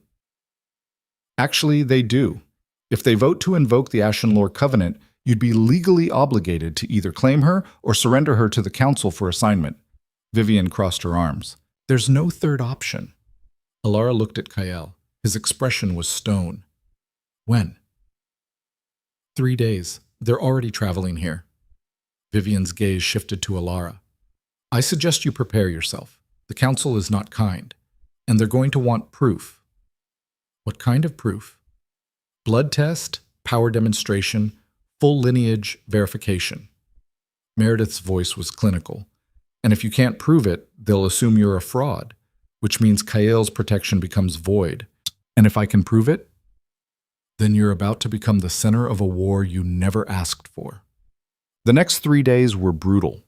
Meredith kept Alara in the healer's wing, running test after test. Blood draws, scent analysis, power measurements. Each one left Alara exhausted and hollowed out. You're not trained, Meredith explained after the 5th failed attempt to manifest on command. Your abilities are instinctive, reactive. Until you learn control, they'll only emerge under extreme stress. Great. So I'm useless unless I'm terrified. Not useless, unpredictable. Meredith mixed something in a stone bowl, herbs and powder that smelled like burned hair. Drink this. What is it? Suppressant modified. It won't stop your heats, but it'll help stabilize your bloodline abilities, keep them from manifesting accidentally. Alara drank. It tasted worse than it smelled. How long do I have to take this? Until you're trained, or dead, whichever comes first. You're very reassuring. I'm very realistic. Meredith took the empty cup. The Ashenlore Queens train from childhood. You're starting at 21 with dormant abilities and no foundation. The odds of you surviving this are not good. You think I don't know that? I think you're not taking it seriously enough. The old woman's eyes were fierce. The council is going to tear you apart. They're going to test you until you break. And if you show weakness, any weakness, they'll use it against Kael. Why do they hate him so much? They don't hate him. They fear him. Meredith sat down heavily. Kael is trying to change a system that's existed for centuries, trying to give Omegas rights, agency. The old families see that as a threat to their power. They've been waiting for an excuse to move against him. And I'm the excuse. You're the catalyst. Meredith leaned forward. Listen to me carefully. The council is going to offer you a choice. They'll promise you freedom, safety, protection, anything you want if you denounce Kael's claim and submit to their authority. I'd rather die. You might have to. Meredith's expression was grim. But before you make any grand gestures, understand what you'd be sacrificing. Kael has spent a century building alliances, changing laws, slowly shifting the balance of power. If he falls defending you, all of that disappears. The kingdom reverts. And every Omega he's protected ends up right back where they started. The words hit like stones. So what am I supposed to do? Survive, stay quiet. Let Kael handle the politics. Meredith stood. And whatever you do, don't manifest in front of the council. They'll interpret it as a threat. What if I can't control it? Then we're all in trouble. Kael visited every evening. He'd sit by her bed and they'd talk about nothing important, the weather, the fortress, books she should read, anything except the council or Garrett or the war brewing on the horizon. On the 3rd night, she finally asked him what she'd been avoiding. What happens if they vote to invoke the covenant? His hands tightened on the arms of his chair. They won't. But if they do, then I claim you, publicly, make you my mate. He said it like he was discussing battle strategy. It's the only way to keep you out of their hands. You'd do that? Force a bond you don't want? Who says I don't want it? The words came out before he seemed to realize what he was saying. He looked away. That came out wrong. Did it? Silence stretched between them. I'm not going to lie to you, Kyle said finally. He stopped. Started again. When I'm near you, my wolf recognizes something. Has since the first moment. I've been fighting it because you didn't choose this. Didn't choose me. And I won't force a bond on you just to solve a political problem. Even if it's the only solution? Even then. Alara studied his profile, the hard line of his jaw, the scar through his eyebrow. What if I chose it? His head whipped around. What? You said you wouldn't force it, but what if I chose it, willingly? Why would you do that? Because Meredith's right. If you fall defending me, everything you've built falls with you. All those Omegas you've protected, they lose everything. She took a breath. I won't be responsible for that. So you'd bond with me out of obligation? I'd bond with you because it's the smart move. That's not good enough. Why not? Because I don't want you making decisions based on what you think you owe me. He leaned forward. If we do this, if we bond, I need it to be because you want it, not because you're scared or grateful or trying to save people. What if I can't separate those things? Then we don't do it. She wanted to argue, wanted to tell him he was being stupid, but looking at him, at the stubborn set of his shoulders, she knew he meant it. You're impossible, she said. I've been told. A knock at the door interrupted them. Marcus entered, expression grim. They're here. The council. Early. Kyle stood. How early? About 6 hours. They're making camp at the base of the mountain. Marcus's gaze flicked to Alara. They brought witnesses, scholars, and about 50 armed guards. 50. Kale's voice was flat. They're not taking chances. Neither are we. Double the fortress guard. Lock down all entry points. I want eyes on their camp at all times. Already done. Marcus hesitated. There's something else. Garrett's with them. Alara's blood went cold. What? Kyle said softly.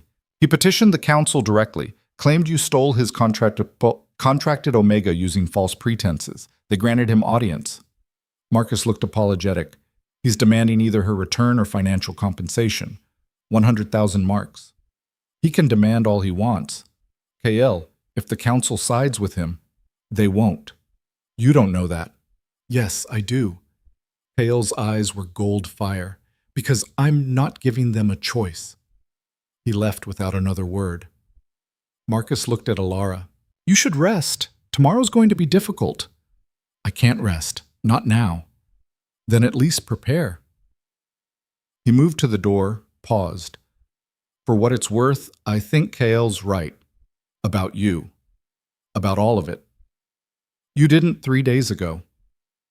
3 days ago, I didn't watch you choose to walk into an ambush to save people you didn't know. His expression softened. That changed my mind. Then he was gone too. Alara sat in the empty room and tried to keep her hands from shaking. Tomorrow, the council would arrive. Tomorrow, they'd test her, verify her bloodline, decide her fate. And somewhere in the middle of it all, Garrett would be there, watching, waiting for her to fail. She couldn't afford to fail. Morning came too fast. Meredith woke her before dawn, made her drink 3 different potions that tasted like death, then dressed her in formal clothes, a long tunic of deep blue, leather pants, boots that looked like they'd been made for royalty. You need to look the part, Meredith said, braiding Alara's hair with efficient fingers. The council responds to presentation. Show them weakness and they'll devour you. No pressure, all the pressure. Meredith finished the braid and stepped back. Remember what I told you. Stay quiet. Don't manifest. Let Kale handle the talking. And if they ask me direct questions, answer carefully. Every word will be used against you. The great hall had been transformed, long tables arranged in a U-shape, chairs filled with people in formal robes. The council members, 12 in total. More people lined the walls. Witnesses, scholars, guards. And at the far end, sitting in a chair like a throne, was Garrett. He smiled when he saw her. Kael stood at the center of the U, hands clasped behind his back. He looked like a king, crown on his head, formal armor, expression carved from ice. When Alara entered, his eyes found hers immediately. "Breathe," his expression seemed to say. "I've got you." She took her place beside him, tried to ignore the weight of all those eyes on her. The head counselor, a woman easily 400 years old, stood. "We are convened to address the matter of Alara Voss, alleged Ashenlore descendant, and her contested status within the kingdom." Her voice carried like thunder. "Lord Garrett has presented a legal claim. The Crown has disputed it. We will hear both cases and render judgment. Thank you, High Counselor." Garrett stood. "My case is simple. 5 years ago, I entered into a legal contract with Miss Voss's guardian for breeding rights. I paid 20,000 marks. She fled before the contract could be fulfilled. I am simply requesting what is rightfully mine, either her return or compensation for my loss." "The contract was signed under duress," Kael said. "Alara was a minor. She did not consent." "Her consent was not required. The law clearly states, the law I changed 6 years ago, which invalidates all contracts signed after that date without the Omega's explicit consent. This contract predates your law, which is why the retroactive clause applies." Kael's voice was steel. "Your contract is void, Garrett. It has been since the law was enacted. A convenient interpretation. The only legal interpretation." The High Counselor raised a hand. "This matter is not why we are here.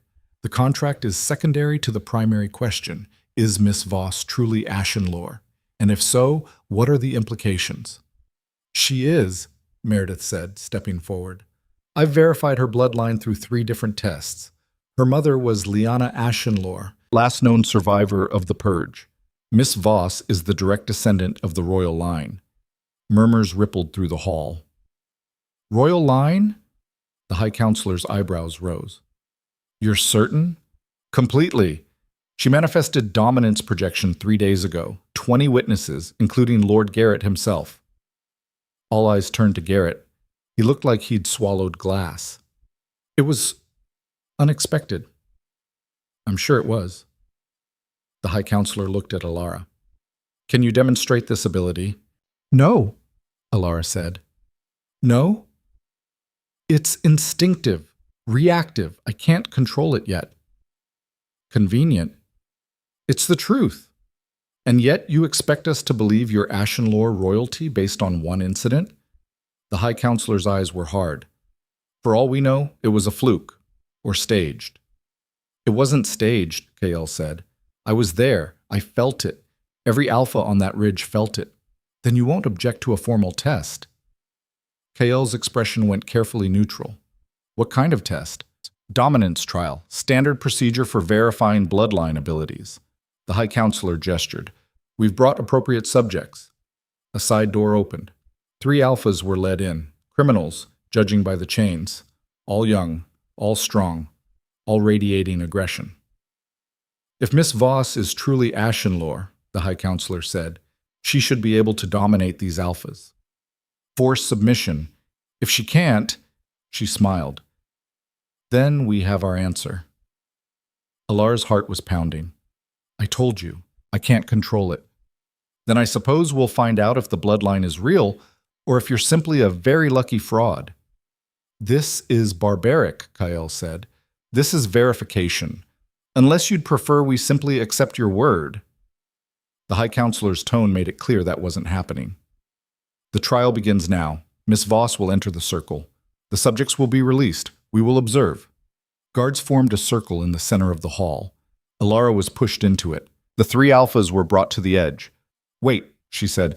"What happens if I can't do it?" "Then Lord Garrett's claim stands. The contract is valid, and you return with him to fulfill your obligations." The High Counselor nodded to the guards. "Release them." The chains came off. The three alphas smiled, predatory and cruel. They could smell her fear, could sense her panic. One of them stepped into the circle. "This is going to be fun," he said. Alara backed up. Her mind was racing. She couldn't manifest on command, couldn't summon the power she'd felt on the ridge. She was going to fail, going to lose, going to end up— "Call for me," Kael had said. "I'll hear you." She didn't call out loud, just thought his name as hard as she could. Kael. And felt an answering presence. Not words, not thoughts, just awareness. Like a door opening between their minds. She felt his wolf, vast and ancient and absolutely certain. "You can do this," the feeling said. "You already have." The alpha lunged. Instinct took over.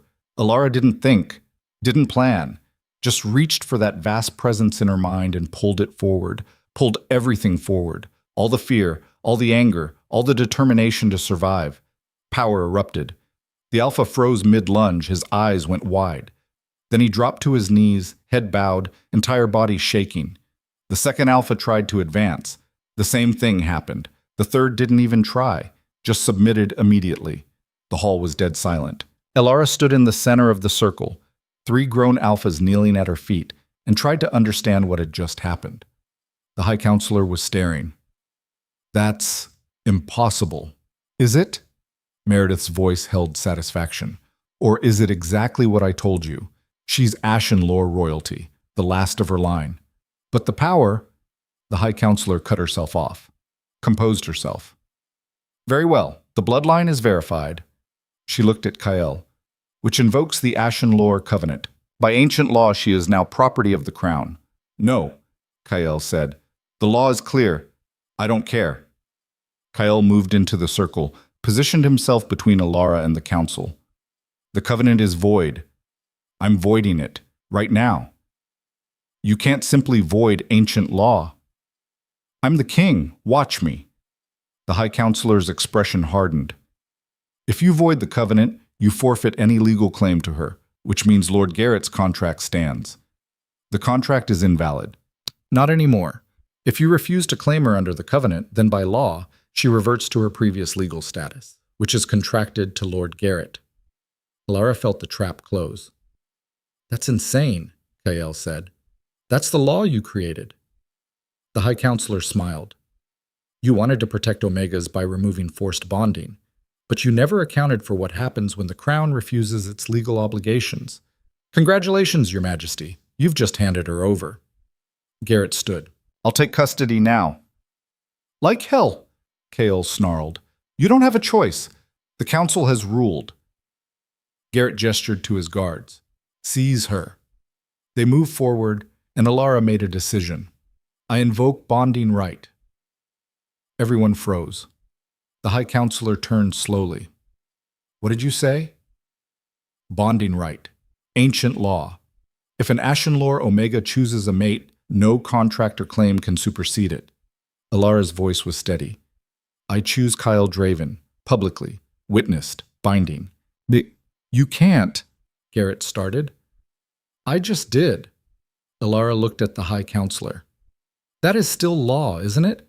Or did Kyle void that too?" The High Counselor's expression was murderous. "It stands." "Then we're done here." Alara turned to Kyle. His eyes were wide, shocked. "Unless you're refusing." He stopped, started again. "You're sure?"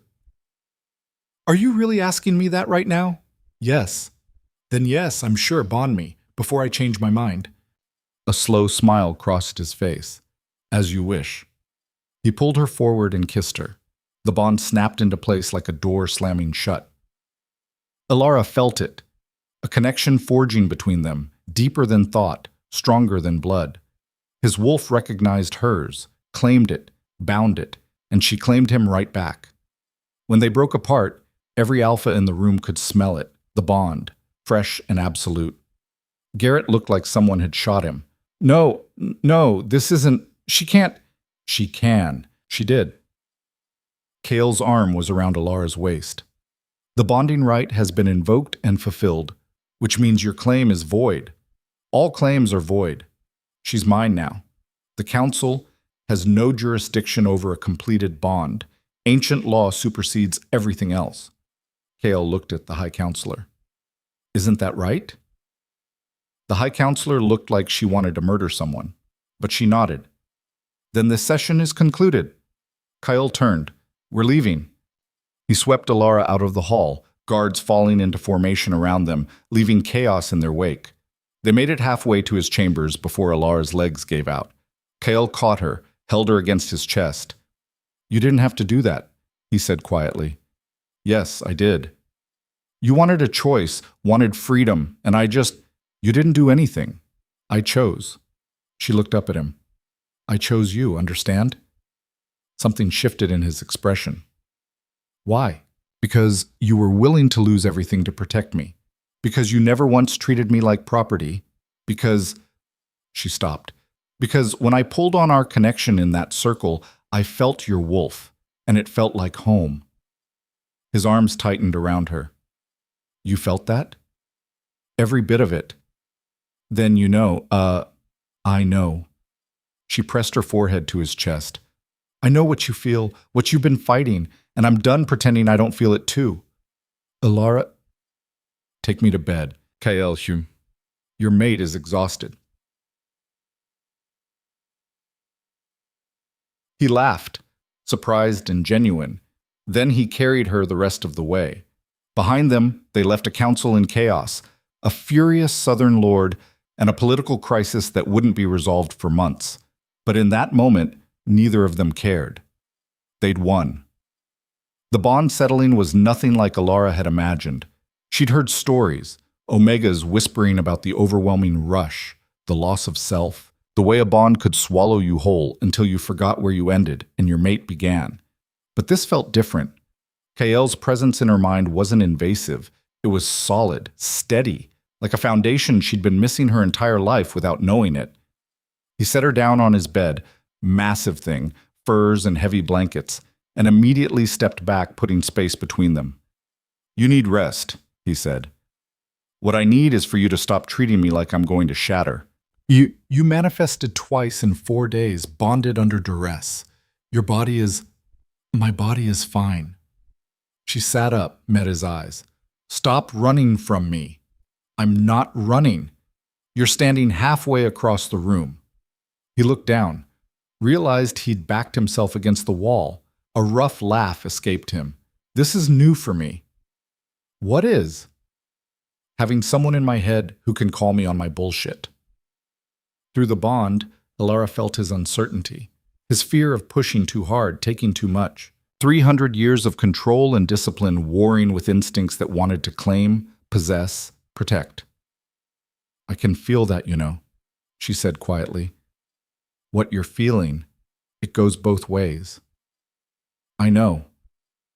So stop fighting it. I chose this. I chose you. Under pressure, with no real options. I had options. I could have let Garrett take me, could have run, could have done a dozen other things.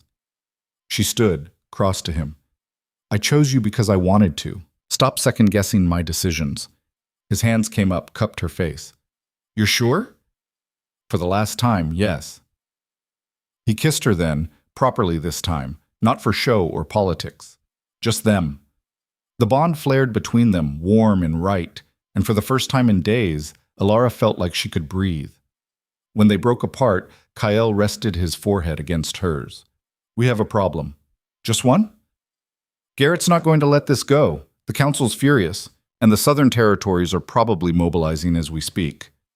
His thumb traced her cheekbone. I just started a war. We started a war, together. Semantics. Important semantics. She pulled back enough to look at him. What's the plan? Keep you safe, figure out the rest later. That's not a plan, that's wishful thinking. A knock at the door interrupted them. Kael's expression hardened. What? It's Marcus. We have a situation. Kael pulled the door open. Marcus stood there with Vivian, both looking grim. The council's demanding an emergency session, Vivian said. They're invoking the king's obligation. Kael went very still. They can't do that. They just did. Signed petition. 12 votes, unanimous. Vivian's eyes flicked to Alara. They're claiming your bonding violated ancient protocol, that Alara invoked the right under false pretenses. That's insane. She's verified Ashenlore, which is exactly the problem. Ashenlore royalty invoking bonding right requires council approval. Always has. It's been law for 400 years. Because the Ashenlore queens needed political alliances controlled, Kael's voice was dangerous. That law died with the bloodline. Except the bloodline didn't die. She's standing right here. Vivian stepped into the room. The council is arguing that without their approval, the bond is invalid. They're calling for annulment. Alara felt the bottom drop out of her stomach. Can they do that? Legally, it's complicated. Vivian's expression was hard to read. But they have grounds. If they vote to annul, you'd revert to unbonded status, which reopens Garrett's claim. Over my dead body, Kael said. That might be the point. Marcus's voice was quiet. We've received word. 3 southern lords are marching north with their armies. Garrett's with them. They're demanding either Alara's return or your head. How long? 4 days. Maybe 5 if the weather holds. 4 days. Alara tried to process that. 4 days until armies arrived, until war became real. There has to be another way, she said. There isn't. Vivian crossed her arms. The council won't back down. The southern lords smell blood. This ends one of 2 ways. You surrender her, or you fight.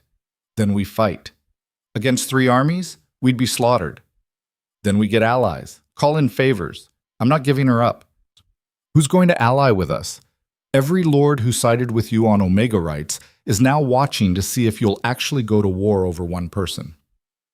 Vivian's voice was sharp. You're asking people to die for this. For her. And most of them don't even believe the Ashenlore bloodline matters anymore. Then we make them believe, Alara said. Everyone turned to look at her. How? Vivian asked. I don't know yet, but there has to be something. Alara's mind was racing. The old Ashenlore queens. What made them powerful? What made people follow them? They unified the territories. Meredith's voice came from the doorway. The old healer stepped into the room. Before the queens, the North was fractured. Constant war. The Ashenlore bloodline was the only thing every alpha could agree on. They couldn't be dominated, so they couldn't be conquered. They mediated, created alliances, built the kingdom from nothing. So they were politicians. They were leaders. There's a difference. Meredith moved closer. An Ashenlore queen didn't rule through force. She ruled through consensus, through proving she was worth following. How do I prove that in 4 days? You don't. You prove it now. Meredith looked at Kael. The council wants an emergency session? Give them one, but not on their terms. On yours. I'm listening, Kael said. Call a grand council. Invite every lord in the territory, every alpha with standing. Make it public. Meredith's eyes gleamed. Let Alara speak for herself. Let her prove she's worthy of the bloodline. That's insane, Vivian said. She has no training, no preparation. They'll eat her alive. Maybe. Or maybe they'll see what I see. Someone who forced 20 alphas to their knees without training. Someone who chose to walk into an ambush to save strangers. Someone strong enough to be queen. Meredith smiled. It's a risk, but it's better than waiting for armies to arrive. Silence filled the room. Kael looked at Alara. It's your choice. Is it really? Because it sounds like our only option. There's always another option. We could run, leave the kingdom, start over somewhere they can't find us, and abandon everyone you've spent a century protecting? All those Omegas who depend on your laws? She shook her head. No, we're not running. Call the Grand Council. Alara, you asked what I want. I want to fight, not with swords or armies, but with words, with truth. She straightened her shoulders. I'm Ashenlore. It's time I started acting like it. Pride flickered through the bond. Kael turned to Marcus. Send the summons. Grand Council in 2 days. Every lord, every alpha with standing. Mandatory attendance. That's going to cause chaos, Marcus warned. Good. Let them be chaotic.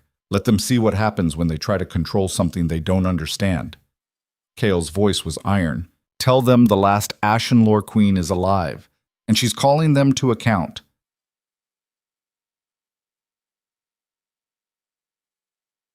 The next 48 hours were brutal. Meredith drilled Alara relentlessly on Ashen Lore history, politics, bloodline protocols. Every meal was a test, every conversation a quiz. The third queen's name, Mariella, ruled for 200 years, ended the border wars by threatening to withdraw all healing support until the lords agreed to terms. The Covenant of Frost? Treaty signed in 1247, established Omega rights across the northern territories. First legal protection against forced bonding. And why did it fail? Because it relied on Ashen Lore enforcement. When the bloodline was purged, the protections disappeared. Alara rubbed her temples. How much more of this? Until you can answer in your sleep. Meredith threw another scroll at her. Read. You have 12 hours. Kale trained her differently. He taught her to use the bond, to pull strength from him, to project confidence even when she felt none. The Grand Council will test you, he said, circling her in the training yard. Not physically, verbally. They'll try to break you, make you doubt yourself. So how do I stop them? You don't stop them. You endure them. He moved faster, forcing her to track him. And when they're done, you hit back harder. I'm not a fighter. You're Ashen Lore. You're exactly a fighter. You just fight differently. He stopped in front of her. Show me your dominance projection. I can't control it. Then learn. Right now. Kyle, do it, or I'm calling off the Grand Council, and we're doing this my way. Frustration surged through her. She reached for that well of power inside herself, the thing that had manifested on the ridge, in the council trial, tried to pull it forward. Nothing happened. Stop thinking, Kyle said. You're trying to control something that exists beyond control. Stop thinking and just feel. That's not helpful. Feel me, through the bond. Feel my wolf. She closed her eyes, reached through their connection, found his wolf, vast and ancient and absolutely certain, tried to mirror that certainty. The power stirred. There, Kyle said. That's it. Hold it. She held it, let it build, but the moment she tried to direct it, it slipped away. Damn it! Again. I can't. Again. They went for 6 hours straight. By the end, Alara could manifest consistently, but only for a few seconds. Only while connected to Kyle's wolf. It's not enough, she said, exhausted. It's more than you had yesterday. He pulled her to her feet. The bond is your anchor. Use it. When you speak to the Grand Council, keep me in your mind. Pull from my certainty when yours wavers. What if that's not enough? Then we improvise. His smile was grim. We're good at that. The night before the Grand Council, Alara couldn't sleep. She stood on the balcony overlooking the mountains, watching lights appear in the valley below. The lords were arriving, dozens of them, maybe hundreds, all coming to judge her. Kale found her there an hour before dawn. Couldn't sleep either? He asked. Too much in my head. He moved to stand beside her. You're going to be brilliant. You don't know that. Yes, I do. I've felt what you can do, seen it. His hand found hers. They're expecting a frightened Omega playing at Queen. Show them different. And if I fail, you won't. But if I do, then we face it together. He turned her to face him. No matter what happens in there, we're bonded. Equals. They can't take that away. They're going to try. Let them. His eyes were fierce. I've waited 300 years for someone who could stand beside me as an equal. I'm not giving that up without a fight. Through the bond, she felt his absolute certainty, his unwavering faith in her. It should have been pressure. Instead, it felt like wings. Okay, she said. Let's go show them what an Ashen Lore Queen looks like. The Grand Hall had been transformed. Every available surface was packed with people, lords in formal armor, alphas in ceremonial dress, scholars, witnesses, even common folk, omegas and betas who'd somehow gotten word and demanded entry. At the center, a raised platform. 2 thrones. Alara walked in beside Kael, wearing formal robes Vivian had insisted on, deep blue and silver, the colors of the old Ashen Lore queens. Her hair was braided in the traditional style Meredith had taught her. She looked every inch royalty. She felt like she was going to vomit. "Breathe," Kael's voice came through the bond. "I'm right here." They climbed the platform together, sat. The hall fell silent. The High Counselor stood. "This Grand Council is convened to address the matter of Alara Voss, self-proclaimed Ashenlore heir, and her contested bonding to King Kael Draven." Her voice echoed. "We will hear testimony, review evidence, and render final judgment. I'll speak first." Garrett's voice cut through the hall. He stood in the front row, flanked by the Southern Lords. "I maintain my original claim. Alara Voss was contracted to me legally. Her bonding was performed under false pretenses. I demand annulment and her immediate return." "Your contract was voided," Kael said coldly, "by a law you created to protect yourself. How convenient." Garrett smiled. "But ancient law supersedes modern reform. The Ashenlore Covenant clearly states that any royal bloodline bonding requires council approval. Without that approval, the bond is invalid." Murmurs rippled through the hall. "The covenant hasn't been invoked in 200 years, Kael said, "because there were no Ashenlore to invoke it on. But she's here now." Garrett gestured to Alara. "And she violated protocol. Whether through ignorance or arrogance, the result is the same. The bonding is void." "The bonding stands," Alara said. Every eye turned to her. "I invoked ancient right. Witnessed. Public. Binding." Her voice was steady. "The covenant requires council approval for political marriages, unions designed to create alliances or consolidate power. But I didn't bond for politics. I bonded for survival." "A convenient distinction," the High Counselor said. "A legal one. The right I invoked was personal bonding. Omega choice, alpha acceptance. That's older than the covenant, older than this kingdom." Alara stood. "You want to void it? Fine. But first, prove I'm wrong about the law." Silence. The scholars in the hall were frantically flipping through books. Finally, one stood. "She's technically correct. Personal bonding right predates the covenant by at least 3 centuries. The covenant specifically addresses political unions." The High Counselor's expression went flat. "That's a very narrow interpretation." "It's the correct interpretation," the scholar said nervously. "Then we address the larger question," Garrett said smoothly. "Is she even Ashenlore? Yes, she manifested some ability, but that doesn't make her royalty. It makes her a talented Omega playing dress-up." "I verified her bloodline," Gektan, Meredith said, standing. "Direct descent, royal line."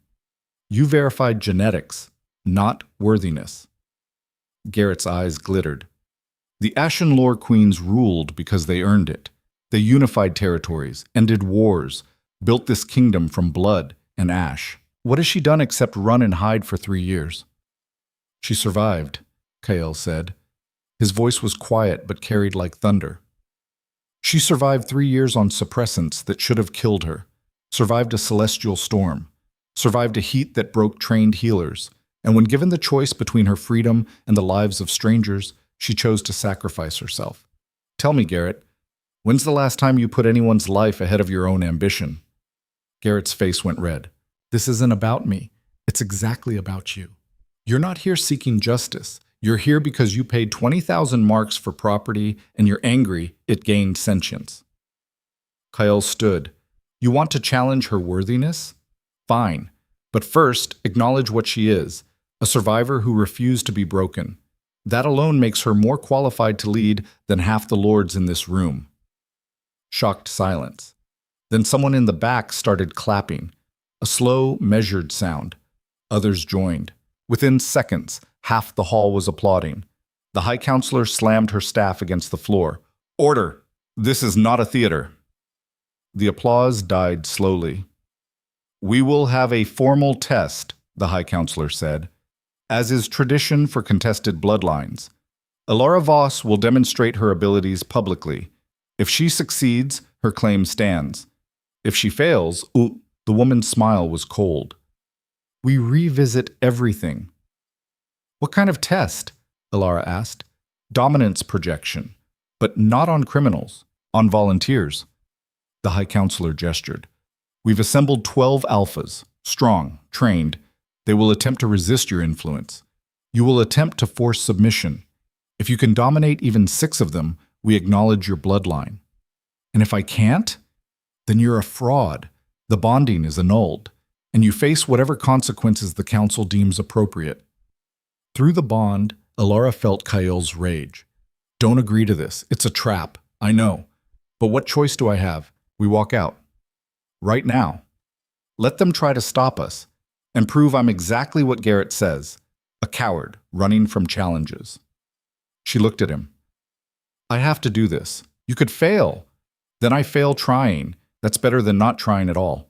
She stood. I accept the test. The High Counselor smiled. Excellent. Bring in the volunteers.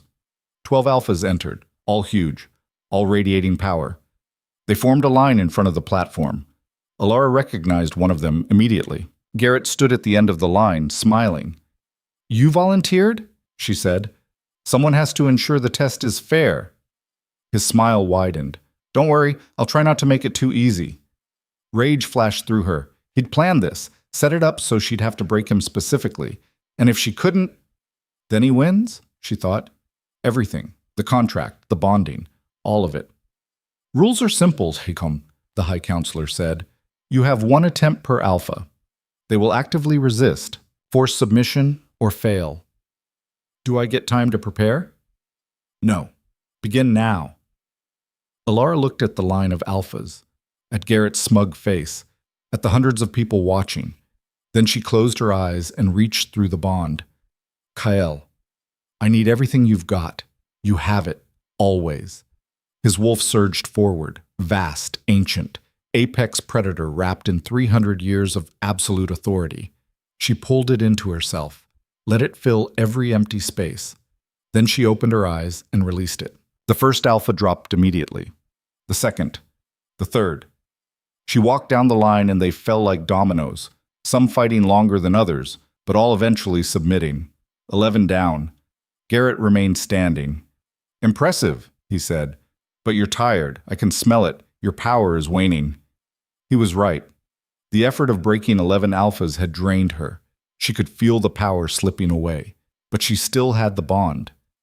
You think you can break me? Garrett's voice was mocking. I've spent 5 years dreaming about owning you, fantasizing about it. You're mine. You always have been. Some parlor trick won't change that. Alara stepped closer, looked him dead in the eye. You're right, she said quietly. I can't break you with power alone. You're too strong, too stubborn. His smile widened. But I don't need to break you with power. She reached up, touched his chest, right over his heart. I just need to show you what you're really afraid of. She poured everything she had into that touch. Not dominance, something deeper. She showed him what she saw in his mind, his desperation, his insecurity, his pathological need to own things because he was terrified of being worthless without them. She showed him exactly what he was. Garrett's face went white. Then he dropped to his knees, gasping. The hall erupted. Alara stepped back, swaying. Kael was there immediately, catching her before she fell. How did you... he started. Ashenlore queens didn't rule through force, she whispered. They ruled through truth. Meredith said that. I just applied it differently. The High Counselor stood slowly. All 12 alphas dominated. She looked around the hall. Does anyone contest the bloodline? Silence. Then by the authority vested in this council, I acknowledge Alara Voss as true Ashenlore heir. The bonding stands. All previous claims are void. She slammed her staff down. It was over. Garrett sat on the floor, looking broken. The Southern Lords were already backing away, cutting their losses. The hall was chaos, people shouting, arguing, celebrating. Alara barely registered any of it. She was too exhausted. Kael carried her out through the noise, back to his chambers, and set her down carefully. You did it, he said. We did it. She leaned into him. I couldn't have done it without the bond. You could have, but I'm glad you didn't have to. He pressed a kiss to her forehead. Rest. This isn't over. There will be fallout. Political maneuvering. But we won the important battle. What happens now? Now? He smiled. Now we rebuild. Together. The way it should have been from the beginning. 3 months later, Alara stood in front of a different kind of council. Not the Grand Council. Not lords and alphas arguing about power. Omegas. 50 of them. From every corner of the kingdom. Gathered in a hall Kale had commissioned specifically for this. A space where they could speak freely, make decisions, shape their own futures. The Omega Protection Act is ready for your review, Alara said, distributing copies. It establishes legal standing, education rights, the ability to own property, and most importantly, it makes all forced contracts retroactively void, every single one. And the lords agreed to this? One woman asked skeptically. They didn't have a choice. The king declared it law. I signed it as Ashenlore heir. It's binding. Alara smiled. But I want your input. This affects your lives. Tell me what I missed. What needs changing? What needs strengthening? They talked for hours, debated, argued, proposed amendments. Alara listened to every word, took notes, made changes. This was what an Ashenlore queen did. Not dominate, not rule through fear, but listen. Build consensus, create something better than what came before. When the session finally ended, she found Kael waiting in the hallway. How'd it go? He asked. They tore apart half my proposals, made better ones. She was grinning. It was perfect. You're enjoying this. I am. Is that wrong? It's exactly right. He pulled her close. You're building something that will outlast both of us. Something real. We're building it. Together. Together, he agreed. They walked through the fortress, no longer a military stronghold, but something softer, a place where people came for sanctuary, for education, for hope. In the gardens, Alara found Meredith teaching a class of young Omegas about bloodline abilities. Not just Ashenlore, all bloodlines. Teaching them their heritage was something to be proud of, not ashamed. In the training yards, Marcus worked with volunteers, Omegas and Betas learning self-defense, not because they had to, but because they wanted to. And in the Great Hall, Vivian argued with lords about the new policies, still prickly, still difficult. But she'd stopped looking at Alara like a threat and started looking at her like a queen. Things were changing, slowly, imperfectly, but changing. There's something I need to tell you, Kael said as they reached their chambers. Alara looked at him. What? The Southern Territories are requesting a treaty. Garrett's been stripped of his lands. His allies abandoned him. They want to formally recognize your authority as Ashenlore heir. And in exchange, trade agreements, border protections, the usual political dance. He smiled. But it means the war's over before it really began. You won. We won. Semantics. Important semantics. She kissed him. What did you tell them? That I'd discuss it with my queen. His eyes were warm. What do you think? Alara considered.